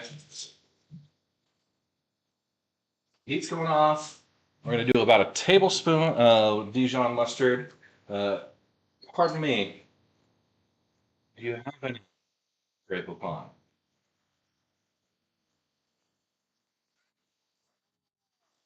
I do. What she means to say, but it's cute as shit. I hope you heard that. Okay. That's about a tablespoon. Of course, I've done a messy job there.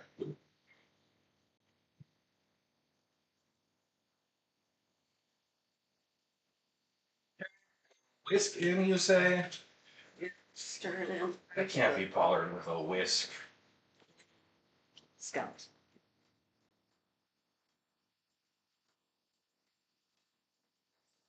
Setting up nicely. The Dijon hits it just the right bit. Okay. I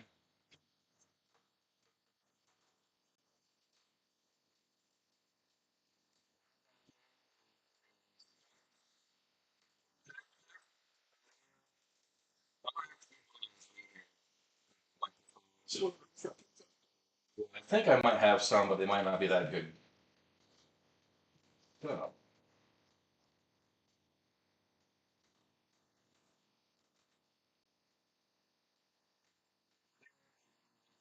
Sauce over everything.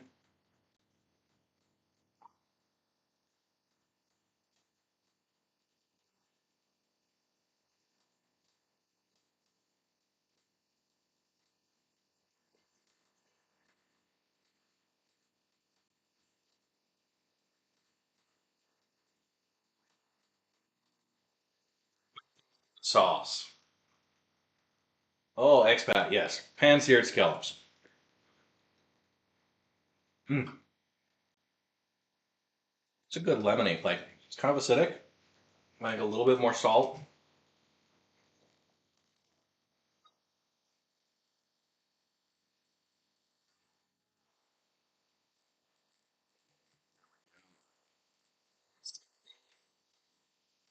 3-course meal. We got a pork tenderloin coming up next. And then an apple crisp. There should be not long behind that.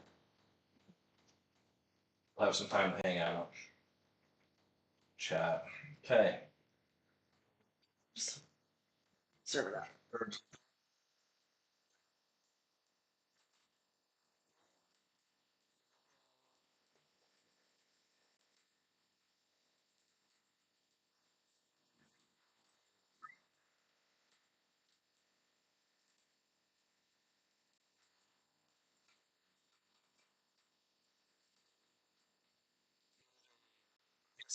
Seared scallop with mushroom risotto coming up next. Not the potatoes all rotten. Although that would have been good.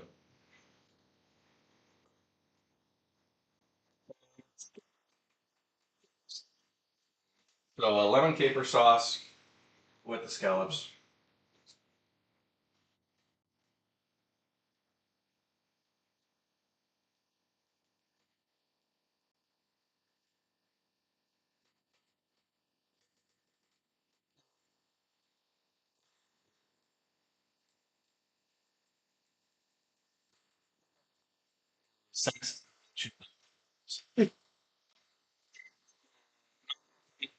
Risotto, that's gonna do its thing.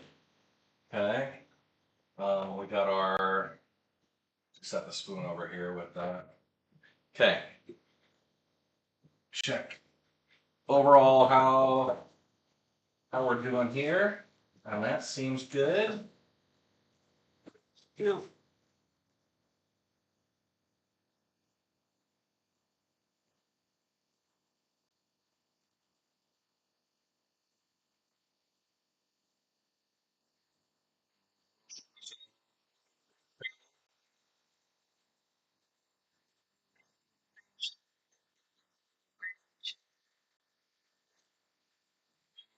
Done. No, they need the herbs. Oh, gotcha. Okay, Mrs. Red is gonna hit. I mean, this is really a shame because it's one of my favorite parts. But the Parmesan, I am an entire. I could go through an entire wheel of Parmesan very easily.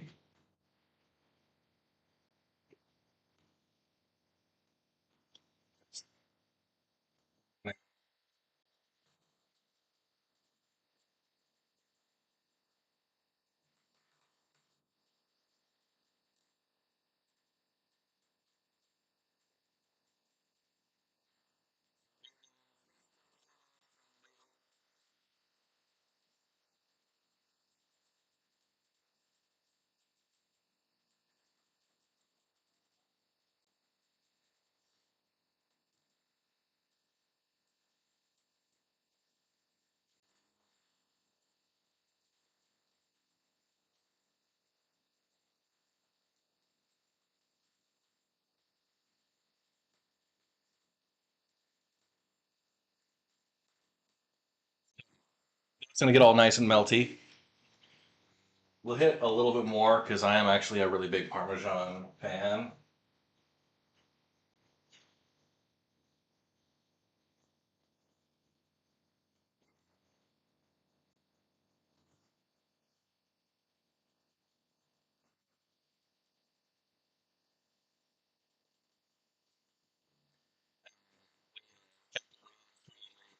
Or that was actually just marinating the whole time.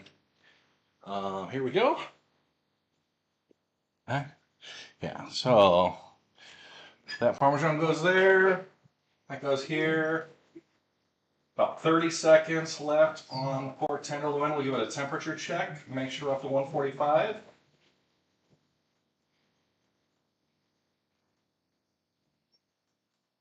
Okay. Sorry if the audio cuts out every time I turn my head. I'll work on a lapel mic if I do any more of these. So, a very good quick read thermometer. Go ahead and check how that pork tenderloin looks.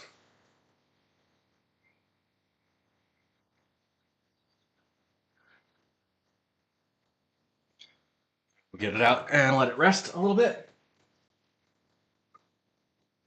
All right.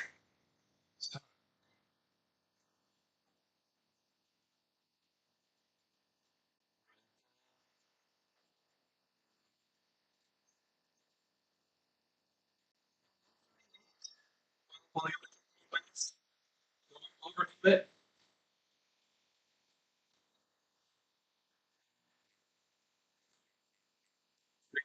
So should get it.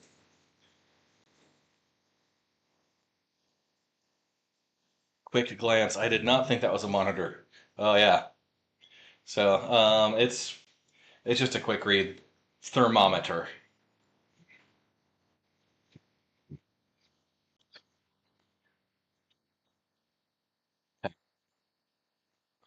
We can let's get the I want to get the apples stuff ready. Okay. Actually, you want to take a minute and eat our first course? Okay. So here we go. Over this way are our two And I'm gonna just break this down. Really appreciate those pan-seared scallops with a lemon caper sauce.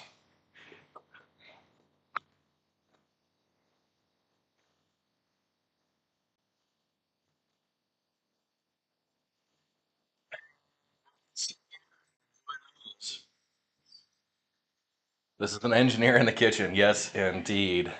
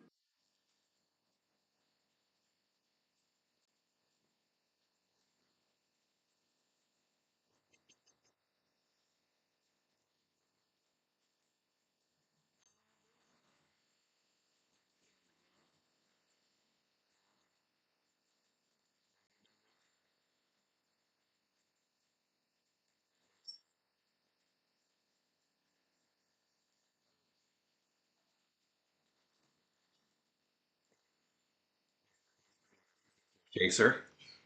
Z likes it. She likes it? She's had a couple things.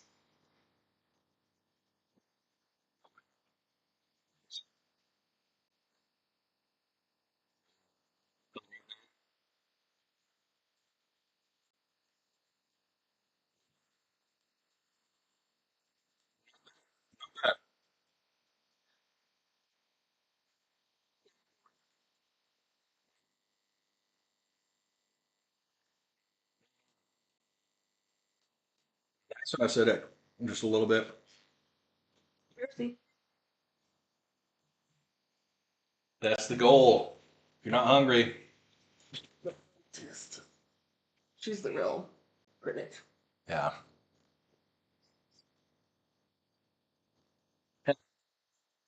Definitely cute. All right. We'll switch up here.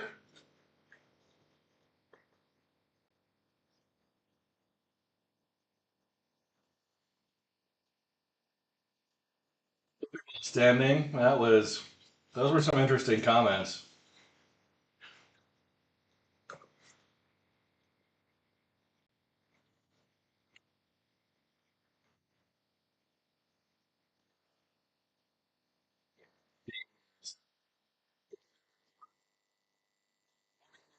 Let's go ahead and get set up here.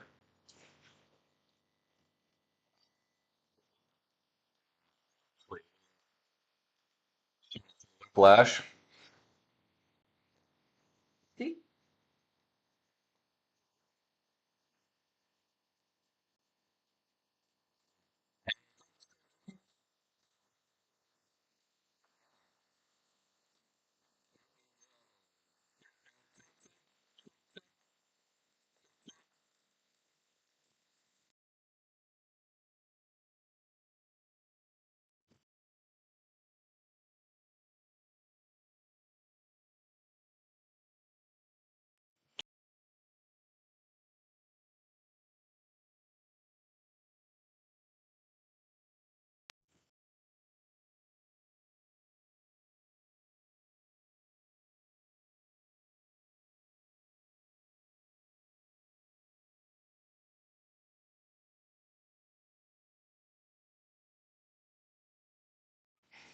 Check. There we are. Yeah, my Blue Yeti mic has seen its last. All right, we're up to 152. So 145 is the goal, and we are there. We'll pull this out. I'm just eating, sorry. Beautiful pork tenderloin right there. We're gonna let it cool. Give it a couple minutes. I'm gonna dice the apples, get that ready, and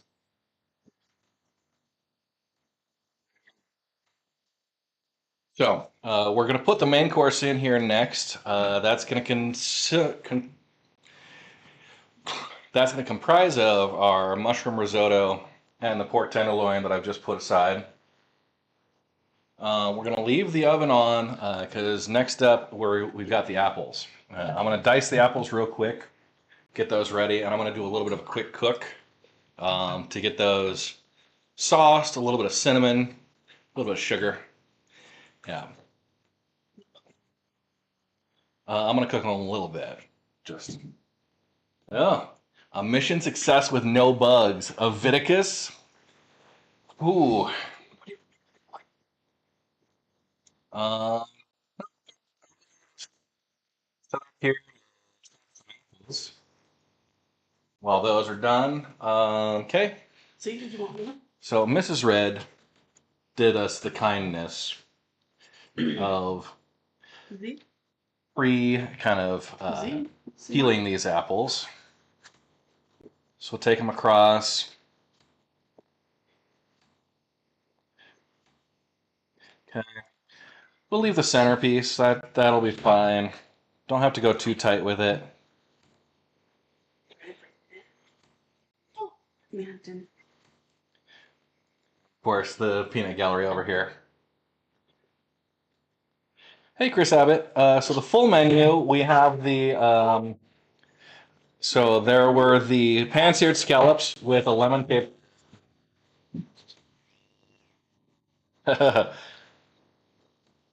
Pan-seared scallops with a lemon caper sauce. That was the first course. I have that done, and we were eating through that. Main course is going to be a mushroom risotto, which I have back on the stove here, and then also pork tenderloin, which is currently resting, ready to be cut. Dessert is going to be apples. It'll be an apple crisp. So, we'll go ahead and reposition over here. Yeah, she wants me. And, of course, the entertainment for tonight provided by none other but That Face. That Face, who wants to be involved? Yeah. Yeah.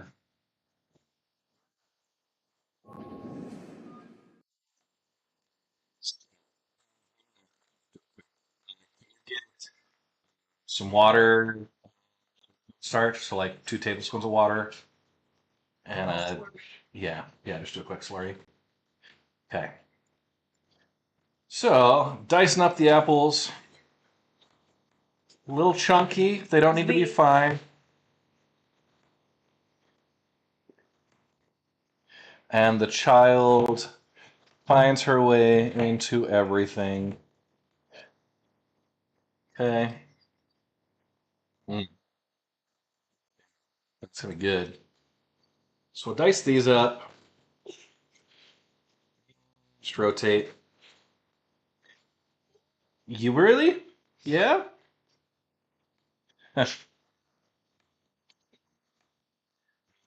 Like 2 tablespoons of water. Isn't it? 2 tablespoons. Isn't it? It gets.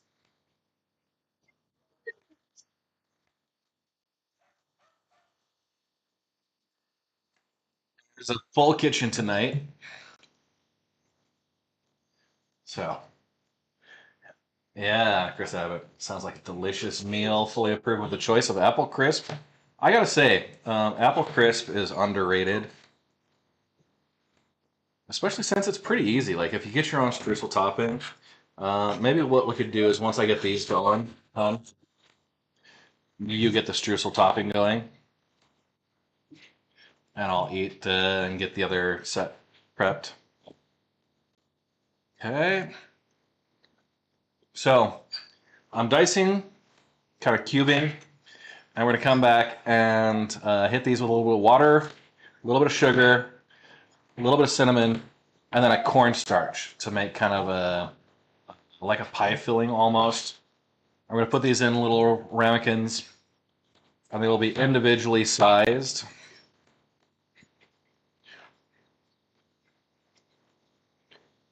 And yeah, a little streusel on top. We'll bake those, and that will be our dessert. Since we're kind of pre-cooking a lot of the apples, it's just making sure the streusel on top is good. It'll make everything nice and gooey. Yeah,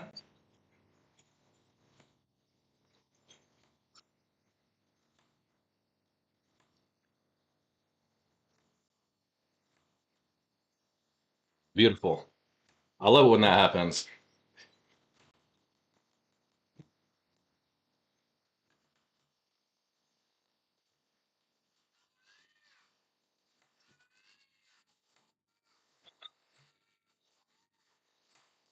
This is Adventures Kiddo. All right. So we have our apples. I'm gonna get a couple of things set in here. That's 3 apples right now, and I think that's gonna be good. We'll do a quick rinse on this when we're ready to cut the tenderloin. Can you get me cinnamon? I have a little bit of cinnamon in here. Don't have to go too crazy.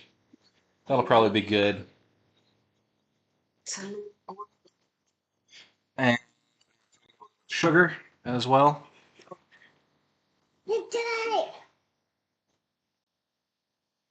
Kind of work on doing it quick, just on the fly. Not too much on the sugar. A little bit more.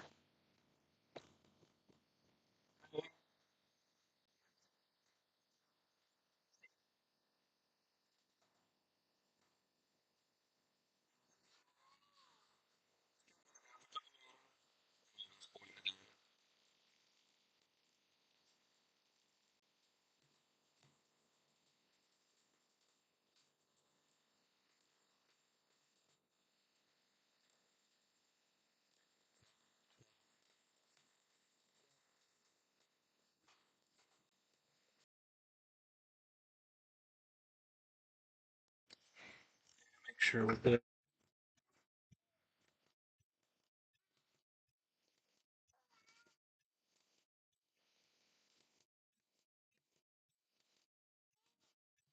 Okay, there we go. So, probably could have mixed the lets in there on their own. We're gonna hit some heat in here. And we've got this cornstarch slurry. We're gonna add a little bit to start. We'll see how that helps everything kind of congeal together.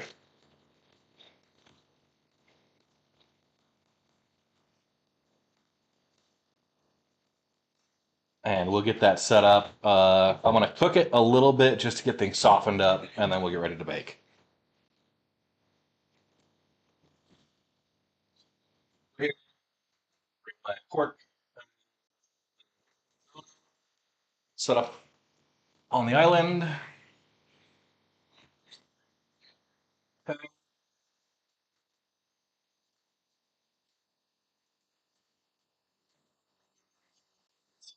So my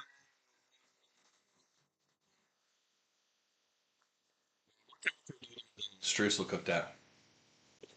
Well, Yeah, I'm just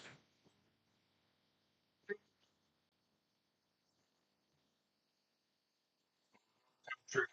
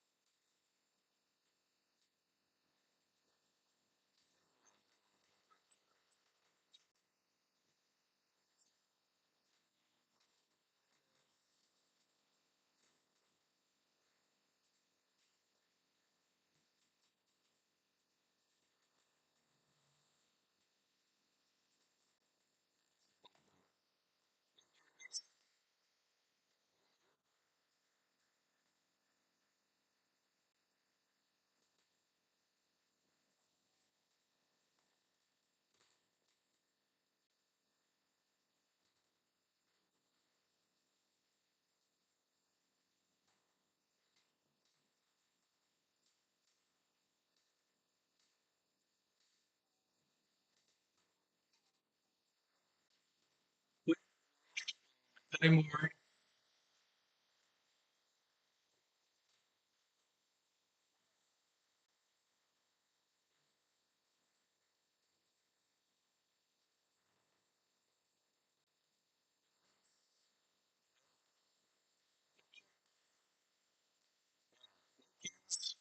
What I'm cooking tonight. So the cooking tonight, yeah. We have a pan-seared scallop that I've got still left over here, right here.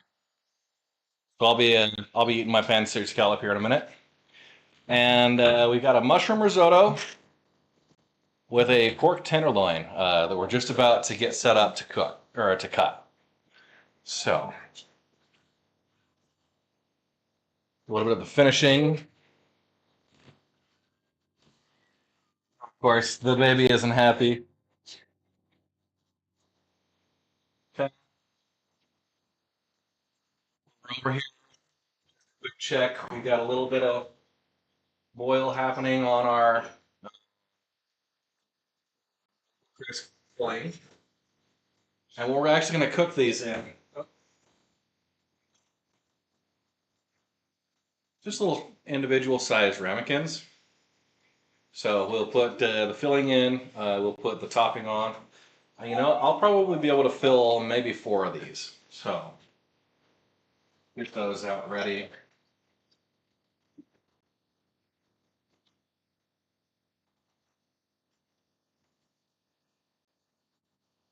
Now, is this right? Mookins and Jada Beast say hi. You want to say hi back?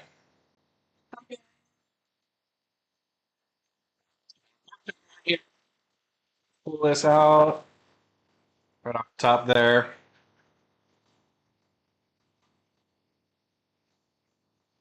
And slice it.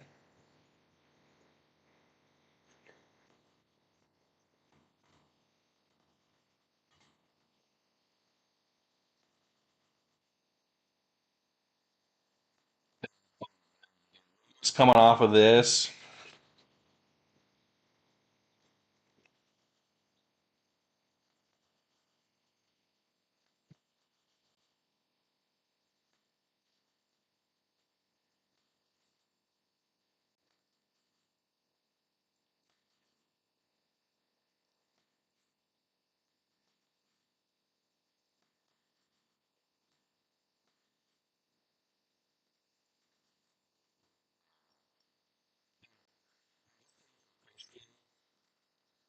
Let's get this out here.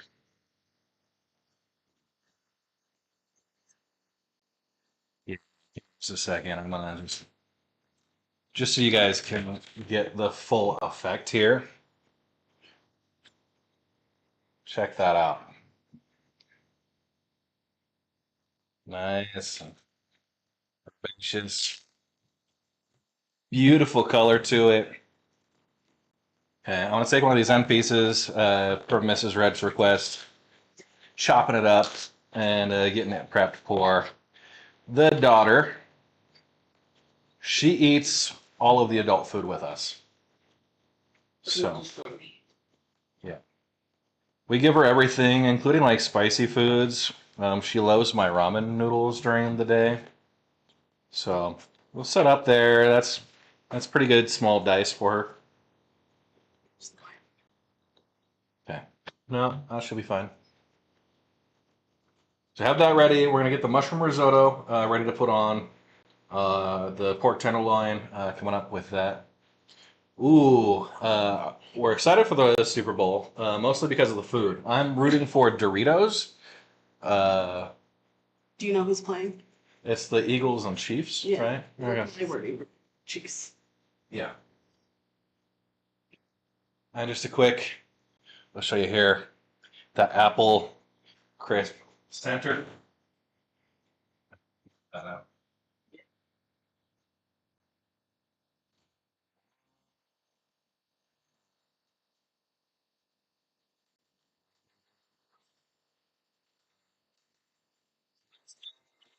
Little quite syrupy. It's sticking, which I think will probably be a good consistency.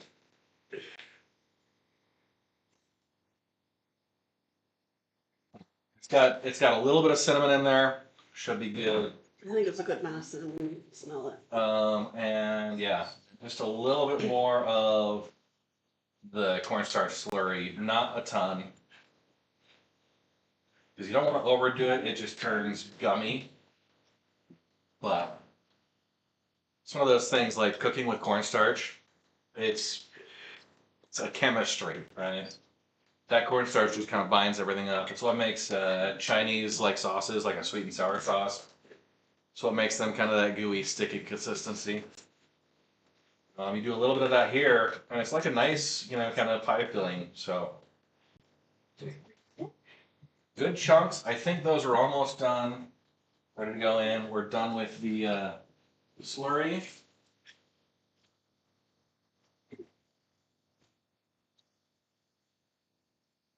And now we're going to plate up the main course for Mrs. Red and I. The daughter has hers.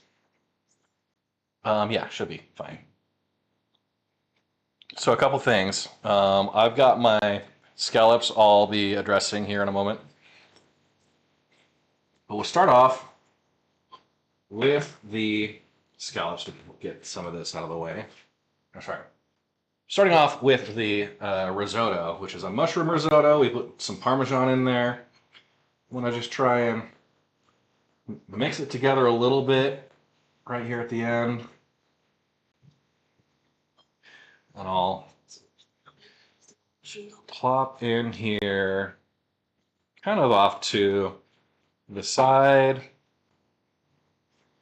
A little shape. We're going to have a bunch of leftovers on this. Now, this is one of the things, anytime you're going to spend time cooking, like actually putting amount of effort like this in, you want to make sure you got leftovers, because there's a lot of work that goes into it, and it's literally no more extra work to make 2 or 3 times the serving, and you can get yourself set up for a couple of days of really nice, high quality leftovers. The pansiers, like seafood, doesn't keep quite as well, but this risotto is going to be great. We'll heat it up and get after it. Put some more mushrooms on top. Yeah. All right. Mrs. Red loves to do this. So I look these over and over again. Yeah, she tells me things to do over and over again. And we are just right at, I think these are good. I'm going to turn the heat off on the apple pie filling. Okay. So now plating up, I'm going to get a fork. One. Okay. So since it's just us, we're going to take a couple of the mushrooms on top. This one will be mine. You don't want any mushrooms, right? So some extra mushrooms on mine. And yeah, if you're not going through and cooking, I feel like you're missing out on a whole experience in life. And she's hitting it with the parsley. That looks delicious. Okay, I'm going to set these extra mushrooms aside. We'll put those in the refrigerator later on. And then, we'll take the pork tenderloin just like that. 4 pieces right across. I'm going to take a photo of this and post it up to the old interwebs. And let me rinse my fingers real quick. I'll give you guys the direct view. High quality foods help the mood. Okay. So there's no confusion about how good this is. Right there.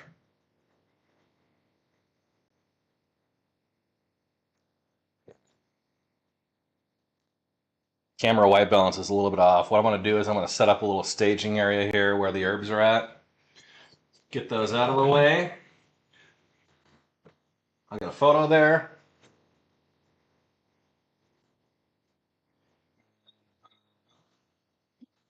You can take the aluminum foil off this. Use the pan to just hold all the utensils ready for that. If we get the streusel ready to go, then we'll be fine. Okay. It's important to always take photos of your food. That way, if someone poisons you, you know who to blame it on. Just kidding.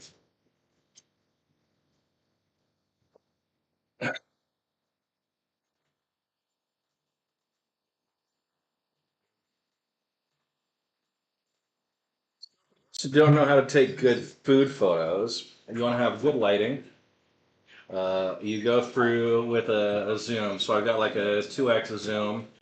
And you can actually do a portrait mode. So with your 2x zoom and your portrait mode set up that way, you frame your photo, you get a little further back from the food, and yeah, really helps. No, no, don't do that. You weren't taking pictures, so. And a lower angle.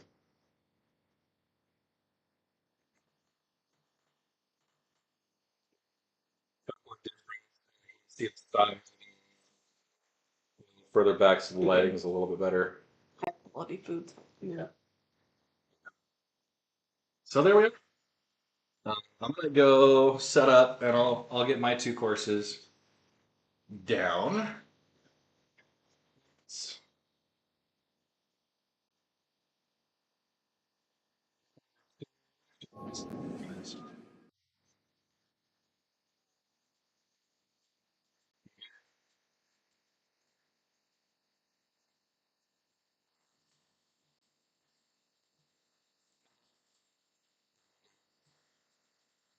Check, check. This is dining with Red. So I have my first course, which was the pan-seared scallops with lemon caper sauce. So the scallops are a nice, delicate piece of seafood, one of my favorites, and very easy to cook. The lemon caper sauce is like acidic and yeah, kind of bright, so it helps cut through that. Hmm. Gonna feed the pups. So yeah, yeah. Um, well, they're annoying right now, so it's gonna get a little bit loud. And the reason why is because we have dogs that are currently begging for food. Yeah, yep, yep. Pan pasta, good food. Yeah, I didn't get a picture of the scallops. That was my bad. Also, like I feel like there was a lot more of the pan drippings left over, so the color on it is kind of a brown. But it's not the worst. Hmm. Yeah, that's slightly acidic, really bright. The capers are kind of like a green olive, like a almost a little pickly to them. It all comes together for a really great, bright appetizer. I've got some dill seasoning on there. It really helps accentuate that. And of course, the sauce is really good. I like this sauce.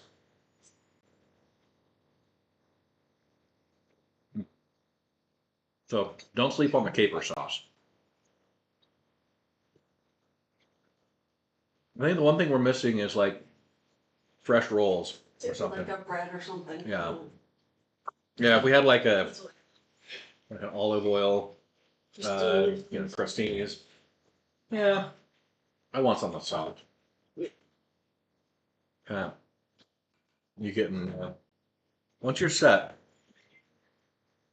Um, I was gonna just say you can get in here and start eating your Thought you wanted me to do the streusel. I can do the streusel. Rug gamer. Your wife told you have enough rolls for a bakery. Yeah, yeah, I've heard that one. Fat I've rolls. never said that. No, just that I've heard that joke. Not that you told me about it. Mrs. Red she's actually really nice about that. I have the only thing she complains about is my beard. So yeah, she doesn't like the length. But I actually went to a barber today for the first time, like an actual barber instead of just like great clips. And so they did some work. I like it. Um, mm,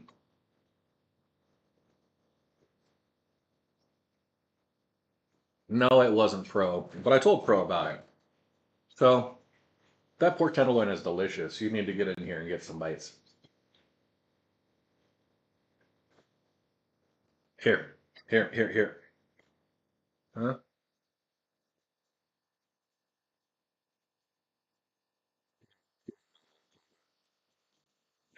Of course, the mushroom risotto. Mm,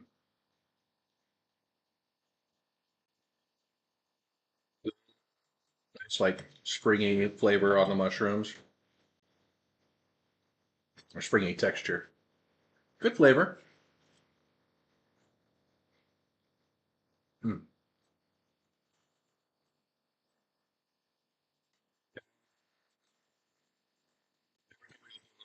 So the microphone cuts out. So, Did it? no, it didn't. I'm just watching.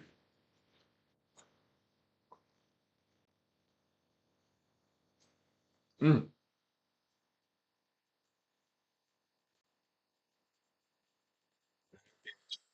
delicious. So, yeah, risotto with the pork tenderloin, the whole bite together. We'll do the combo.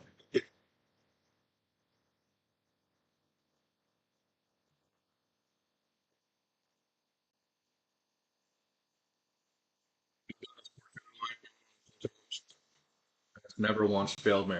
It just Hydrate, you bastard! Hydrate!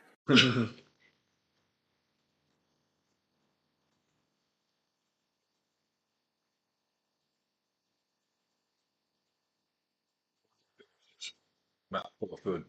Yeah, here we go. Mm, yeah. Oh, sorry, pinky out.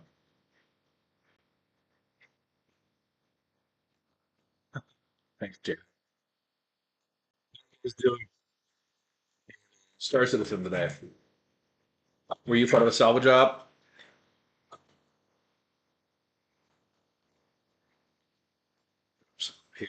What do you need help with?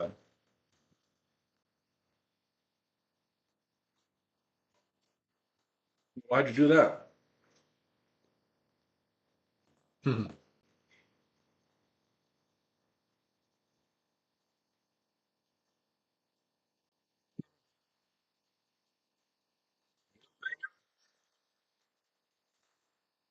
He says, I wish my wife could cook for me, but the last time she cooked, she used the fire alarm as a timer.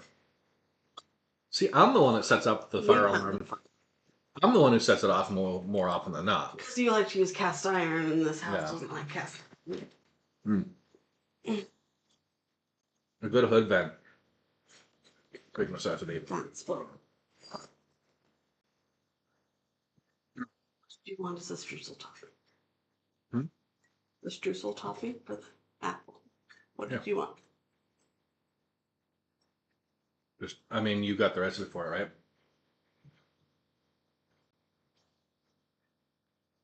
Okay. Mm.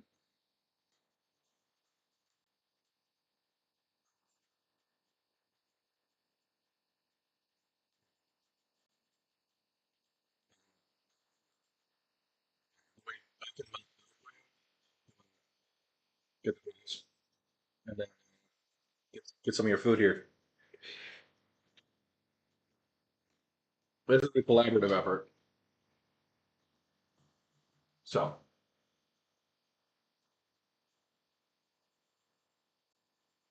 set up.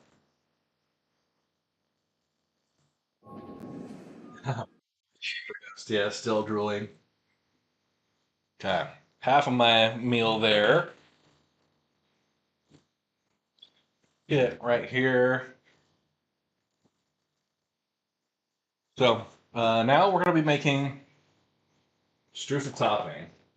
Mrs. Red is better at this than I am, but Baking? Are you kidding? I mean the streusel you've done a few times. So we cooked. We did some cubed Granny Smith apples before.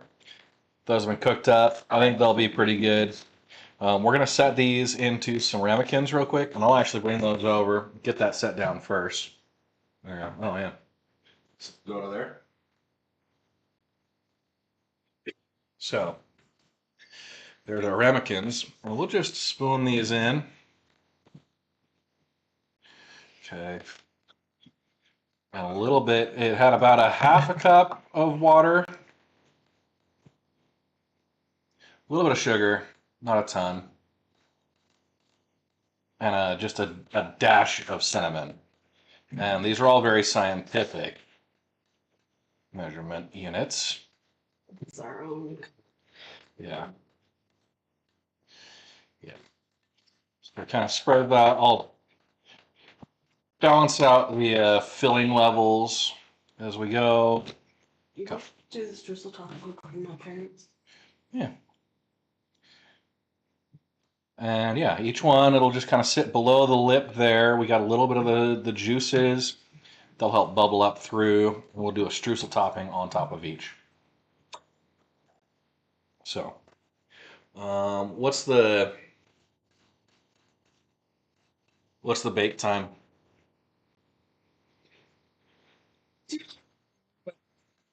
Big thing, so maybe like 10, 15 minutes. Okay. And you do want to hit this with water pretty quick after you get it out. Otherwise, it gets real sticky. You rinse out that gelatin. Okay. Set these aside to be topped here in a couple minutes.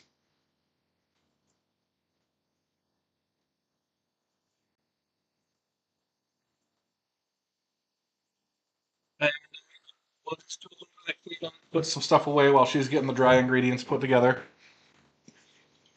What are the dry ingredients usually?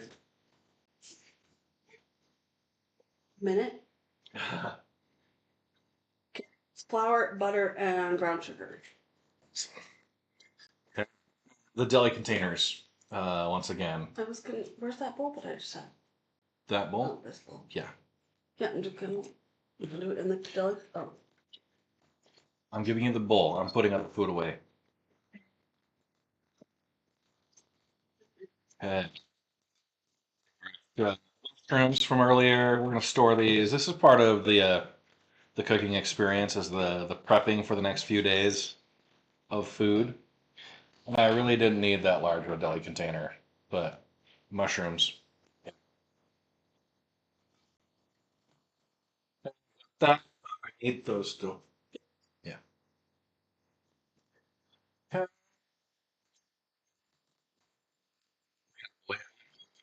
Tell them what you're doing. We're good.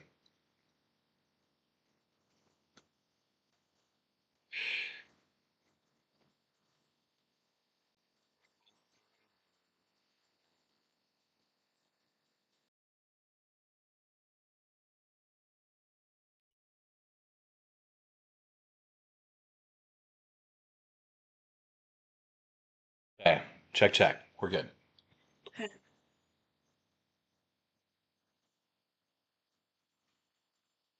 So, streusel topping coming right up. Gonna do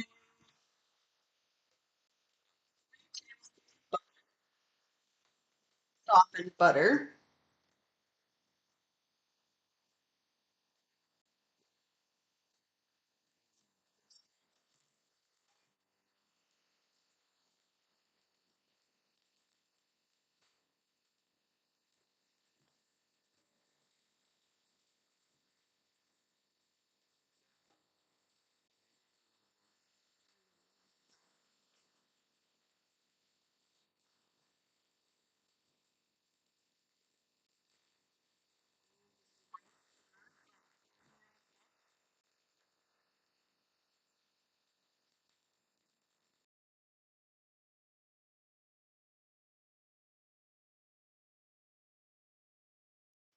Check, check. There you go. You'll tell him. That was 3 tablespoons of butter. Do about 1/4 cup of brown sugar, packed brown sugar. You want to press it down into your drink cup.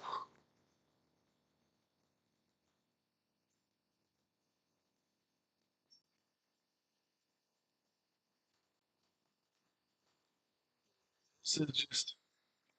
Yeah. It's not just regular sugar, it's brown sugar.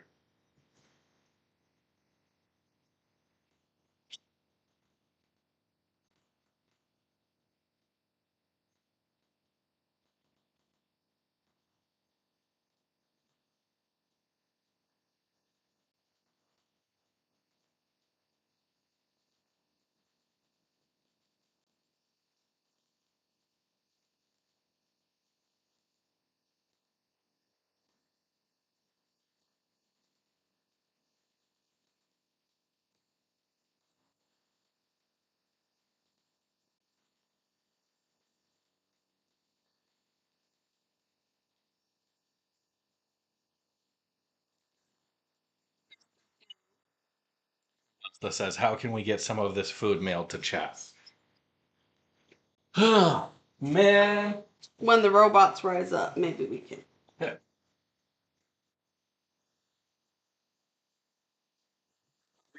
We have talked about doing a bed and breakfast LAN party thing. It would be like a LAN party bed and breakfast thing where you come over, you can play Stars of the Sin on some SimPit rigs, and then we have breakfast, some food. Maybe it would be like a weekend retreat, or maybe it might be like a monthly thing. Is that Percy? Where? No, we don't have a Percy here anymore. We did. We did have a Percy.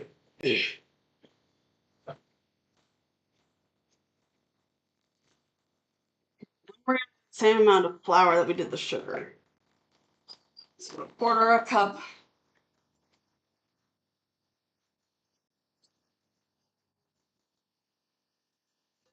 Oh, on her shirt. Yeah.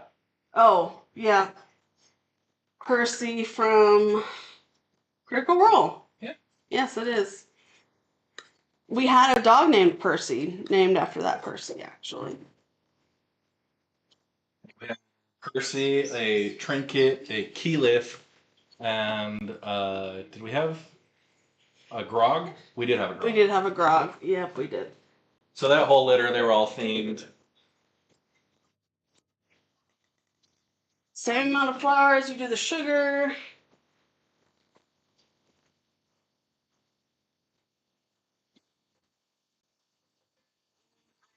A pastry cutter. You can just use a fork or a knife if you don't have one of these.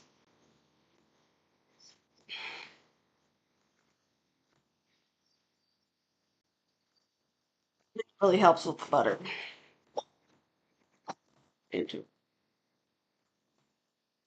Sprinkle this on the top and bake it.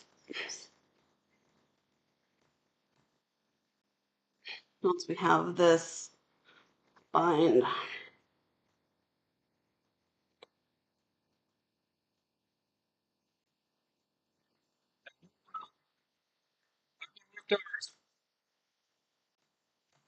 Camp 2 have not had the privilege of watching 1 or 3 yet. We started midway through campaign 1. And when we went and rewatched campaign 1. Yeah, so I started watching campaign 1 without her. I slept through it. And then she got interested in it. And went and rewatched campaign 1 from the beginning. Then we were keeping up mostly with campaign 2. We had some hits and misses, but we generally were like on top kept of up it. with campaign 2. We're getting back into campaign 3. Campaign 3 kind of derailed us because that was during when I was pregnant, baby. So we got kind of behind. So we're kind of behind on campaign 3. Yeah, but we're working on it. But we are. We've gotten back into it, so You want this to be kind of crumbly.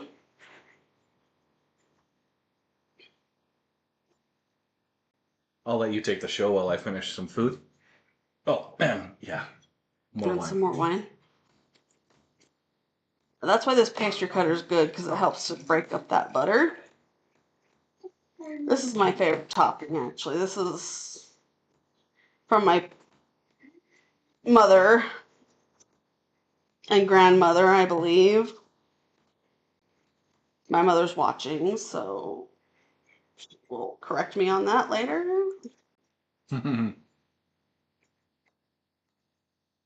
Yeah, you want it kind of crumbly.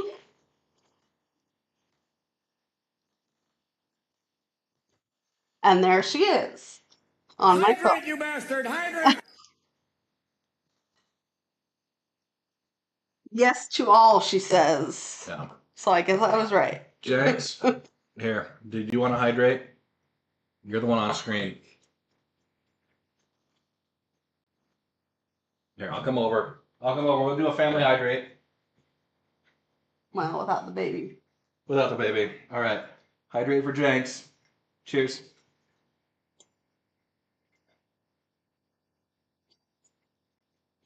Cheers. The baby says cheers. Yeah. Hang on. We'll get that on camera.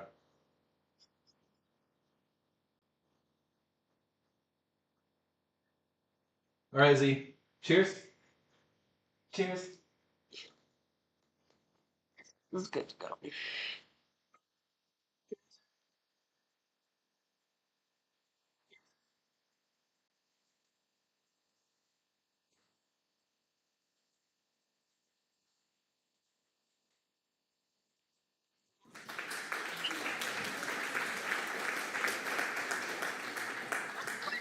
Wet sand.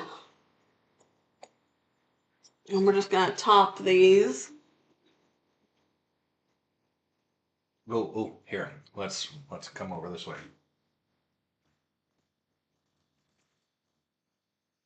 You can decide how much topping you want on it. It's my favorite part of it, so I like it. So I'm going to use up all this.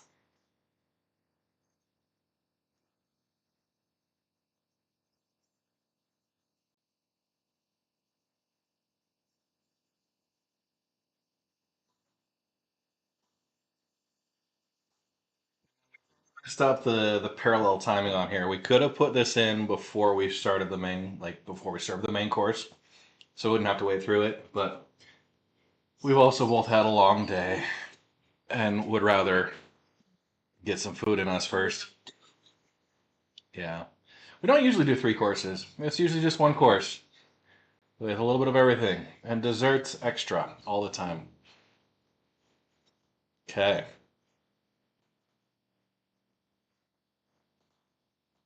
Normally I would do a big pot of this, like a bigger pan of these for like a half an hour, bake it. Since we're doing smaller portions, it's probably going to be like 10 to 15 minutes.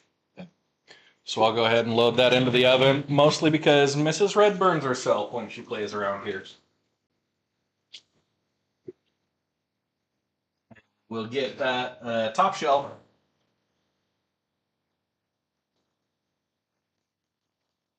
I'll go for 15. Or actually, I'll go for 13. Yeah. Okay. Check it. Cool.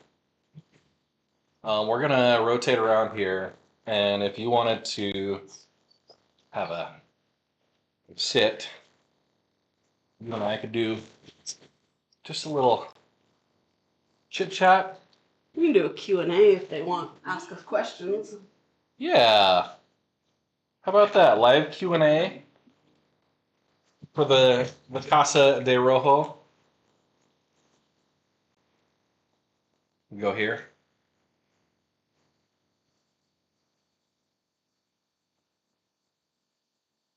This way. Any questions you've been wondering about us and our lives? Yeah. I mean, it's not like truth or dare. It will be a Q&A, but we'll reposition just a little bit higher.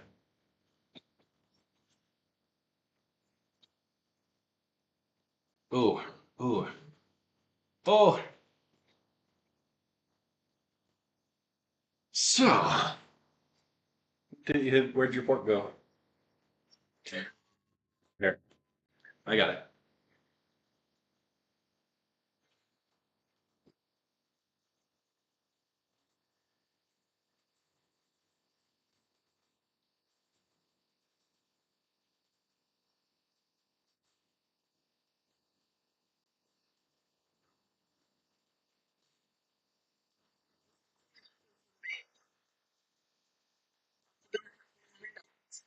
Drop stuff on the floor.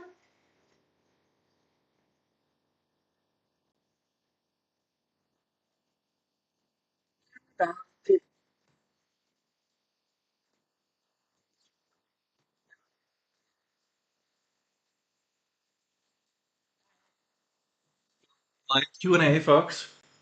We'll actually go to the other scene. Focus there.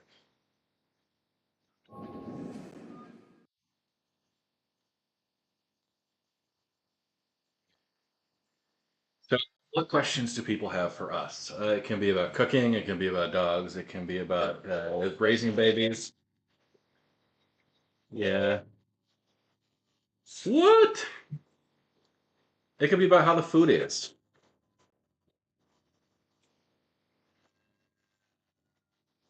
It is to do this with an 18-month-old. uh, Loki Dragon says it's not fair. Not fair. It's 2 a.m. when I saw this. Now I'm hungry. I do not approve.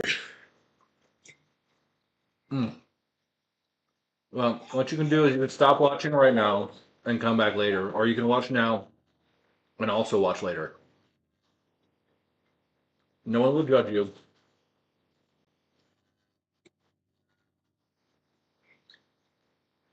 Mm. So that she should be involved. I got it. Of course she ate, but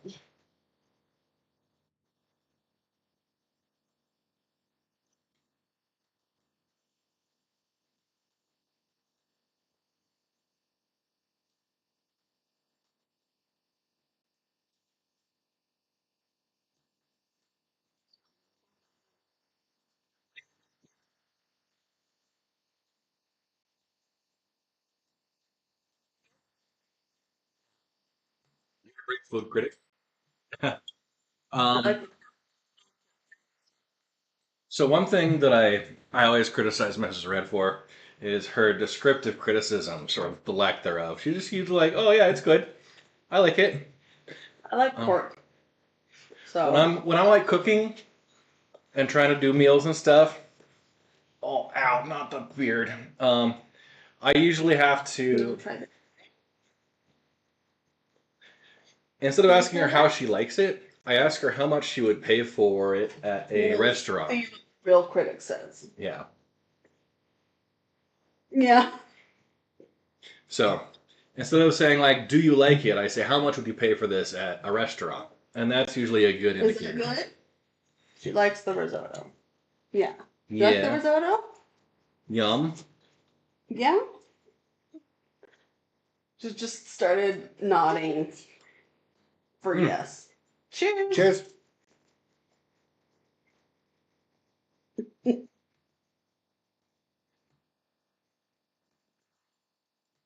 She started nodding when I asked her.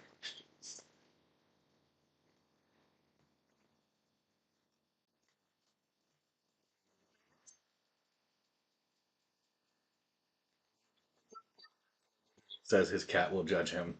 So,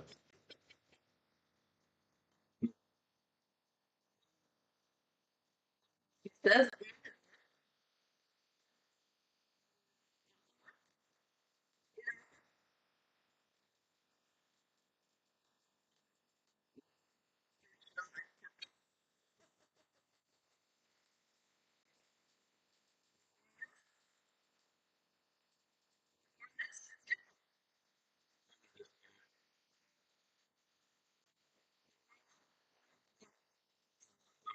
try it from this side. Here's the. Yeah. You want some? Kids are great. Hey, back off, Journey. Yes, that's a dog. We have Begging for dogs food. begging. Back off. They were on the cleanup crew. Nope. They know better, but they're also spoiled. What new games has everybody gotten into out there in chat? Or actually, Hun, what of my games that you've seen me play would you be most likely to participate with? Like recently, Mm-hmm.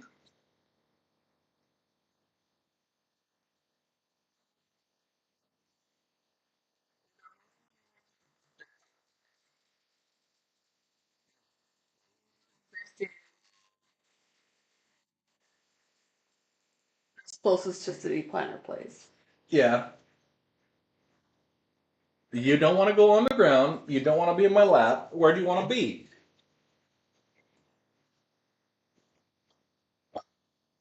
Has the little one started to walk yet? I remember those days. Don't miss them. Oh, she is walking everywhere. Yep, and getting into everything. Here, do you want to sit over here on this chair with me? You want to sit over She here? wants her own chair. Mike G just wanted to. Great job on being mom and dad with the little one. Maybe have her play for you. Yes. So I don't know if I told you last night on stream I was playing Manor Lords, and I got completely steamrolled by the main like villain, the lord over the Yeah. whole. Yeah. It was doing okay. I was doing okay. I didn't have a great supply chain to like arm up and stuff, but Yeah, she started walking back in September, actually. Mhm. So she's pretty good on her feet now. we were really concerned her first step's going to happen when we were at CitizenCon because we both went this year, and it was Last year. yeah, yeah. She had like started almost, but we were concerned that if we waited or whatever, she might take her first steps while we were gone because it was going to be like 10 or so days, and she was going to be with her nieces or her cousins that are all walking, and she'd learn all that. But I knew they were going to try and teach her how. But she started walking about a month before we left, so. So that was good.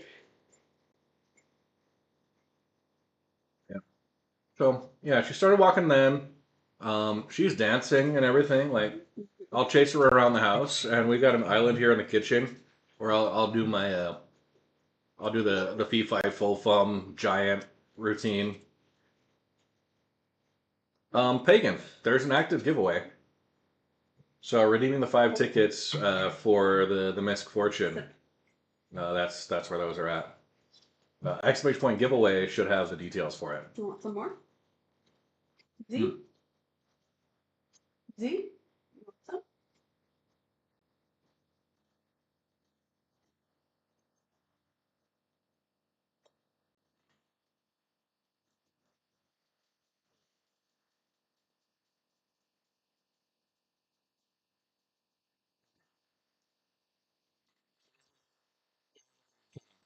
She's trying to get involved in.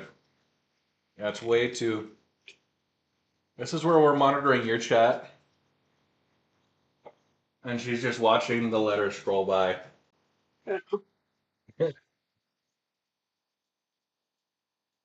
Too. She's very curious because we've been looking that way all day.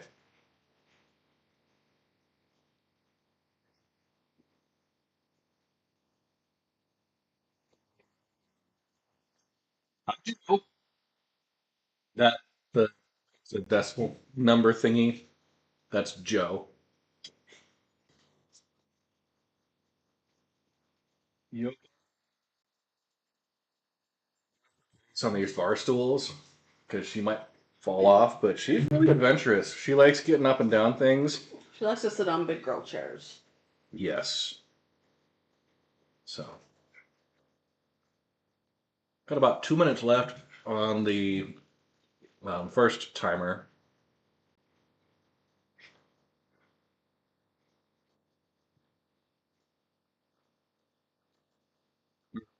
Had similar fears when I was at LARP. My son was at the edge of about to walk. Oh yeah. Yeah, I don't think we've missed any of the major milestones. Maybe the first time somebody dropped her on her head, I don't think we've because done that yet. it was definitely not us.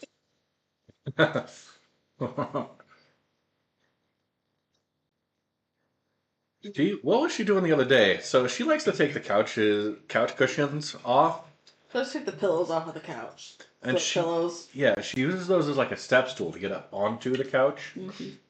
But she was like bouncing around on the cushions, and she went sideways off of that and just tumbled like ass over tea kettle.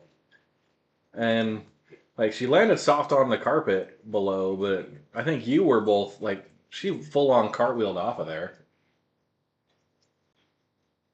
Yeah. So She's pretty good. She doesn't complain too long when she gets hurt. yeah. And I'm very careful about like not being super coddly about that. Yeah. But yeah. What have a beautiful family, man. You've made me hungry, so I need you to make you a sandwich. Dude, I want to say this pork tenderloin here was phenomenal. You think it's good? How much Mm-hmm. how much would you pay for it at a restaurant? At least $20. If not more. I wouldn't be settling for less than 30. Probably 25 to 30 is what I was saying. Yeah. All right. And just so you guys can appreciate here, oh hey, right for the back of my head. Give the up close and personal look here at that.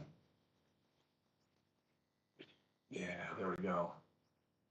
Really great. It's honey mustard, herb marinated. So Dijon mustard, honey, parsley, thyme, rosemary, No. all that put together. And yeah, just wrapped in plastic wrap overnight, marinating in the fridge. You can also freeze it really well. So let's go take a look here at whether or not we are ready to go for the apple crisp. We'll go getting that down. Yeah.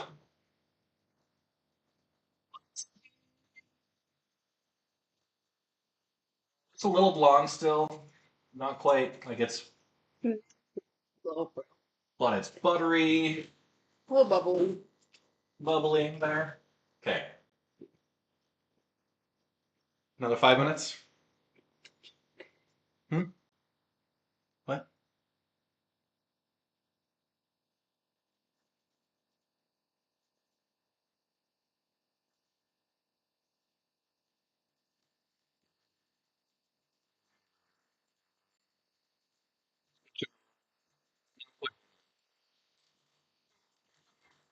Yeah.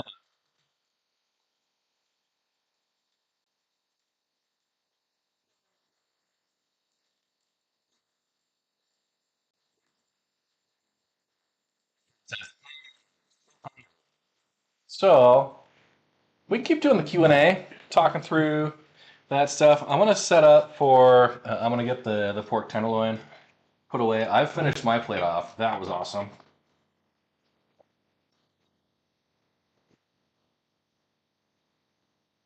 You want to talk about what your favorite dish to cook is?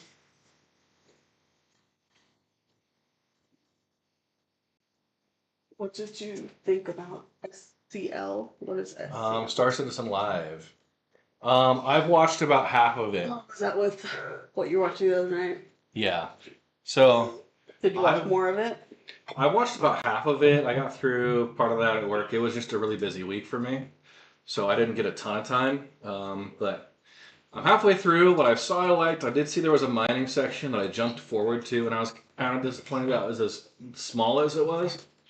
But yeah, I'm partway through. I'm probably gonna finish it tonight, just so I can talk about it tomorrow on stream. So yeah, but what I did see, I've got a lot of respect for Benoit.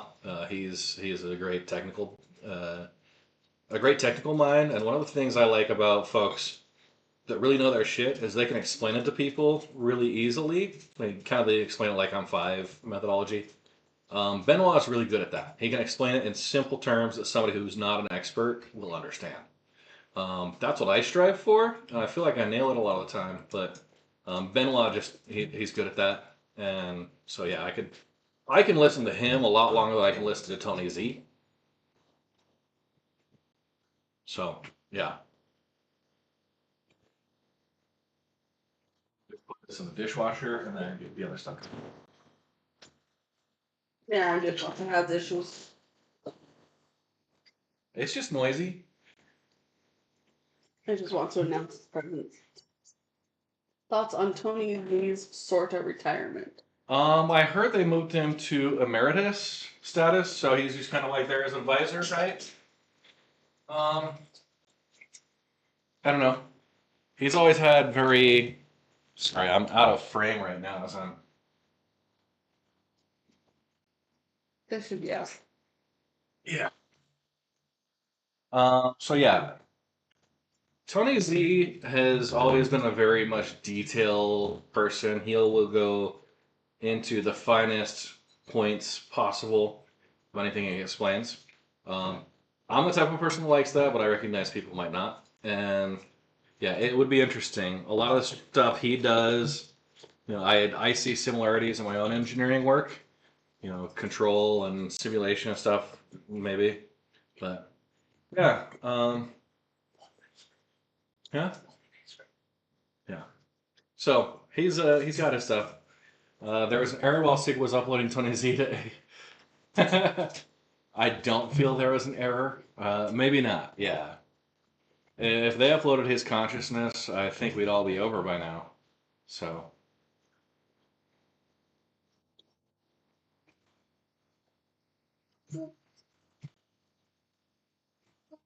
Okay. About a minute left. We're gonna pan over here. I'm bringing out the real winner. We talk about apple crisp, but you can't do a proper apple crisp without a nice little pad of vanilla ice cream on top. A la mode.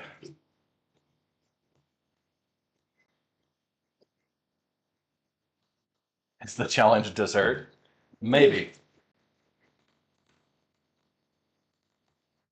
So, yeah. I'm just setting up here. Oh, yeah. Fits right in there. You're sending it back? It's good. I'm just gonna be full if I eat dessert too. Yeah. I hear you.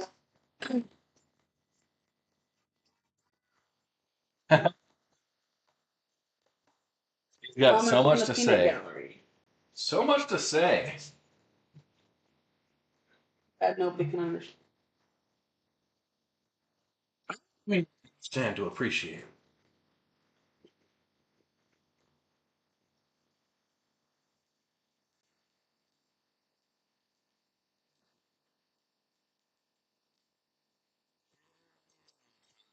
Challenges for Mrs. Red to get the ice cream open. No.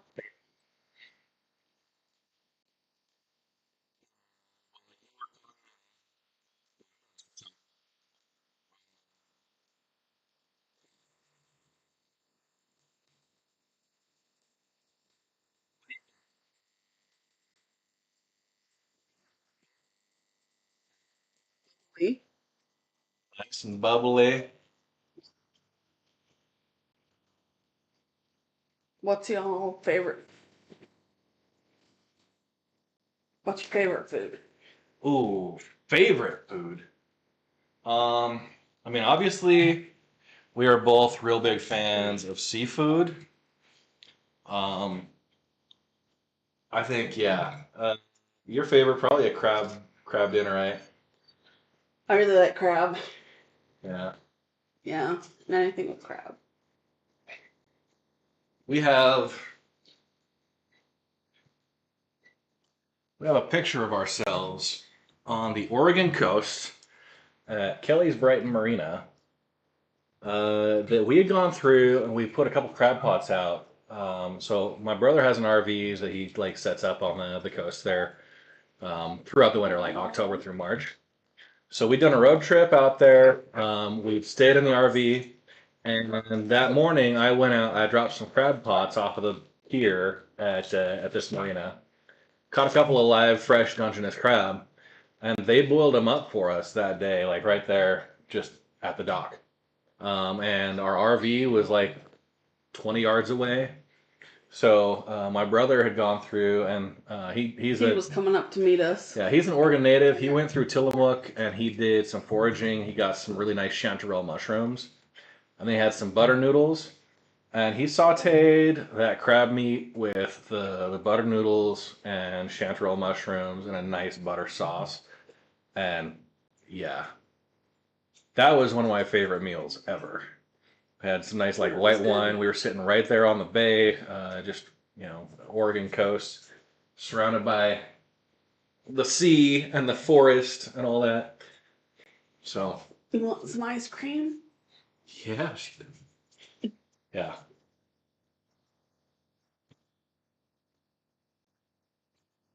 Not only one of my favorite foods, probably one of my favorite times, favorite moments ever. Yeah.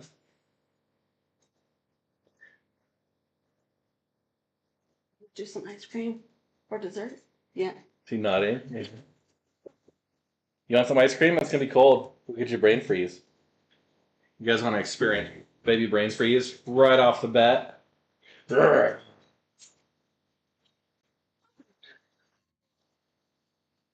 You're good. Just about. She wants to have her own seat. That's the thing.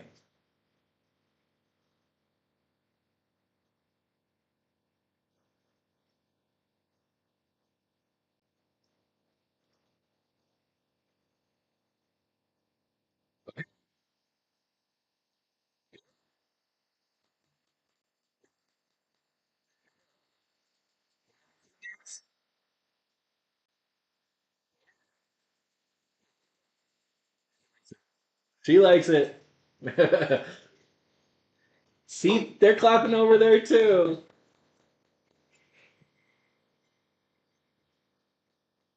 The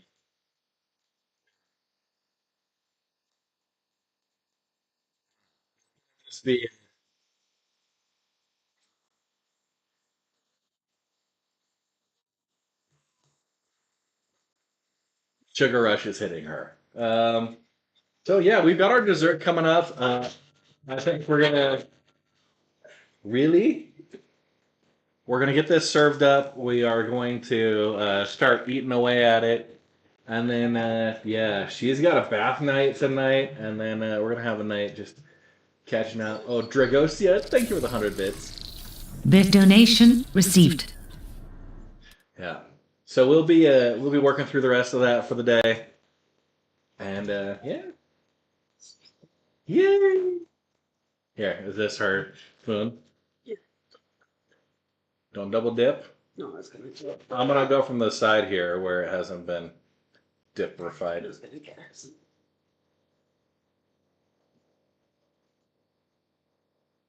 Yum!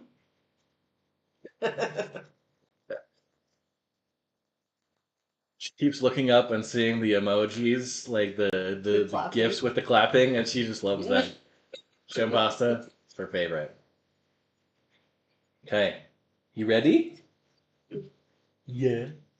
Don't fall off. Okay. Yeah, it's the Croncy class. Yeah. That's what this the next time we do one of these, it's gonna just be 3 hours of us talking as we cook, and her over here stealing the show. Come over.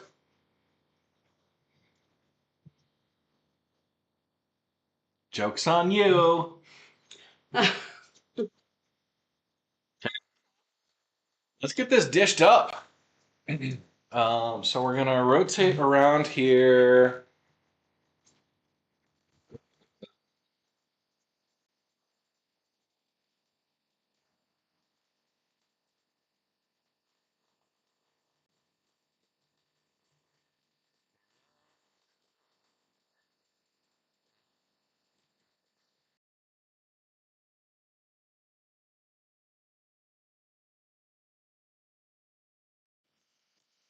Check, check.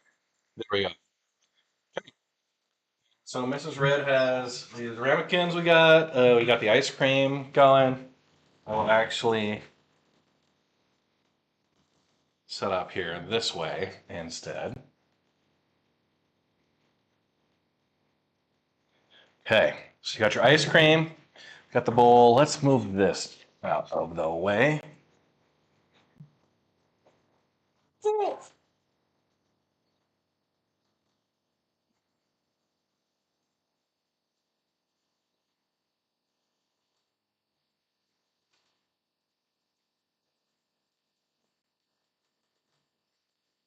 This, if I just wouldn't hold it for a long period of time.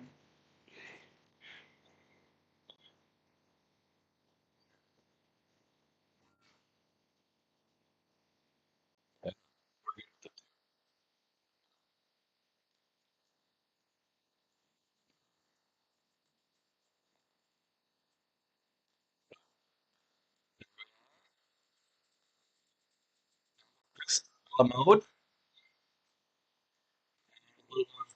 Phil, let's just reposition the camera briefly. Don't mind our whole dish setup over there.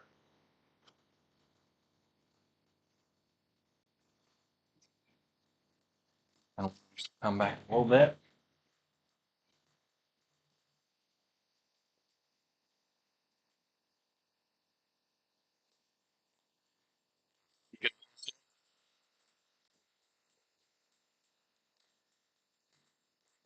So just like a smidge too hot, holding your bare hand, but we'll manage across there.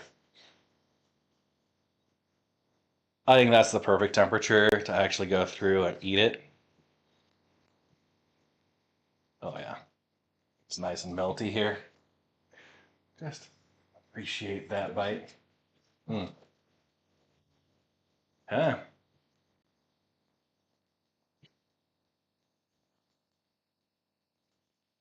yeah, that's good.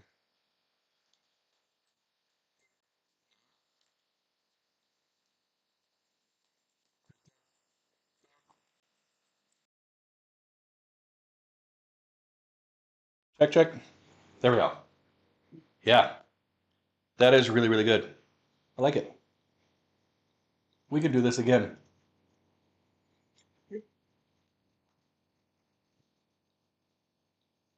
Meanwhile, the wife and the baby are over there giving her ice cream. So, as we uh, as we enjoy our dessert here, I want to say thank you again. First off, this was a streamathon stretch goal from last year, and life got in the way, and it has been a long time coming. I've been overdue for this for a long time, so I'm glad to get it, out to you guys. And yeah, it's a different form of content, more intimate. We bring you into our kitchen and kind of get a little bit outside of the video game. So, mm, yeah, thanks for lurking out there. Maybe you learned a little bit about cooking, and you got some opportunities. You want to go cook yourself? Go for it. Go learn. Mm. And yeah, this is we'll see what your thoughts are. We know what the baby's thoughts are. We'll grab her. Yep. Hydrate, you bastard! Hydrate! Food. Want good food? Get Red to make you food. Come on over to the left here, hun. Come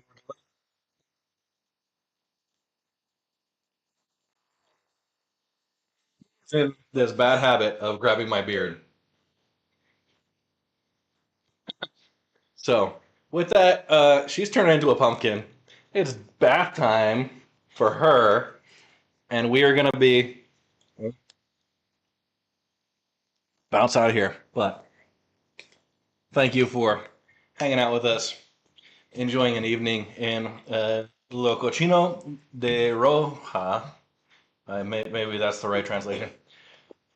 Yeah.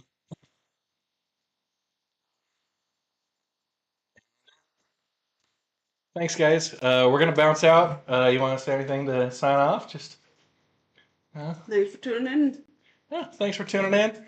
Thanks for being a part of our family. It's a big effort to help support the ongoing streams and stuff on her part, and of course, you know, we try and recognize and appreciate when we can. And so, thank you, honey.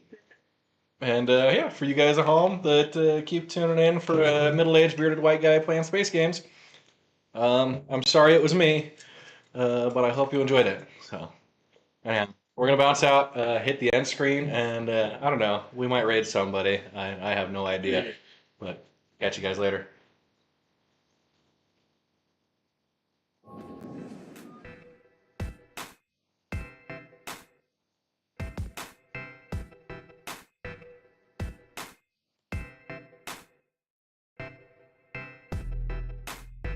Hydrant, you bastard! Hydrant!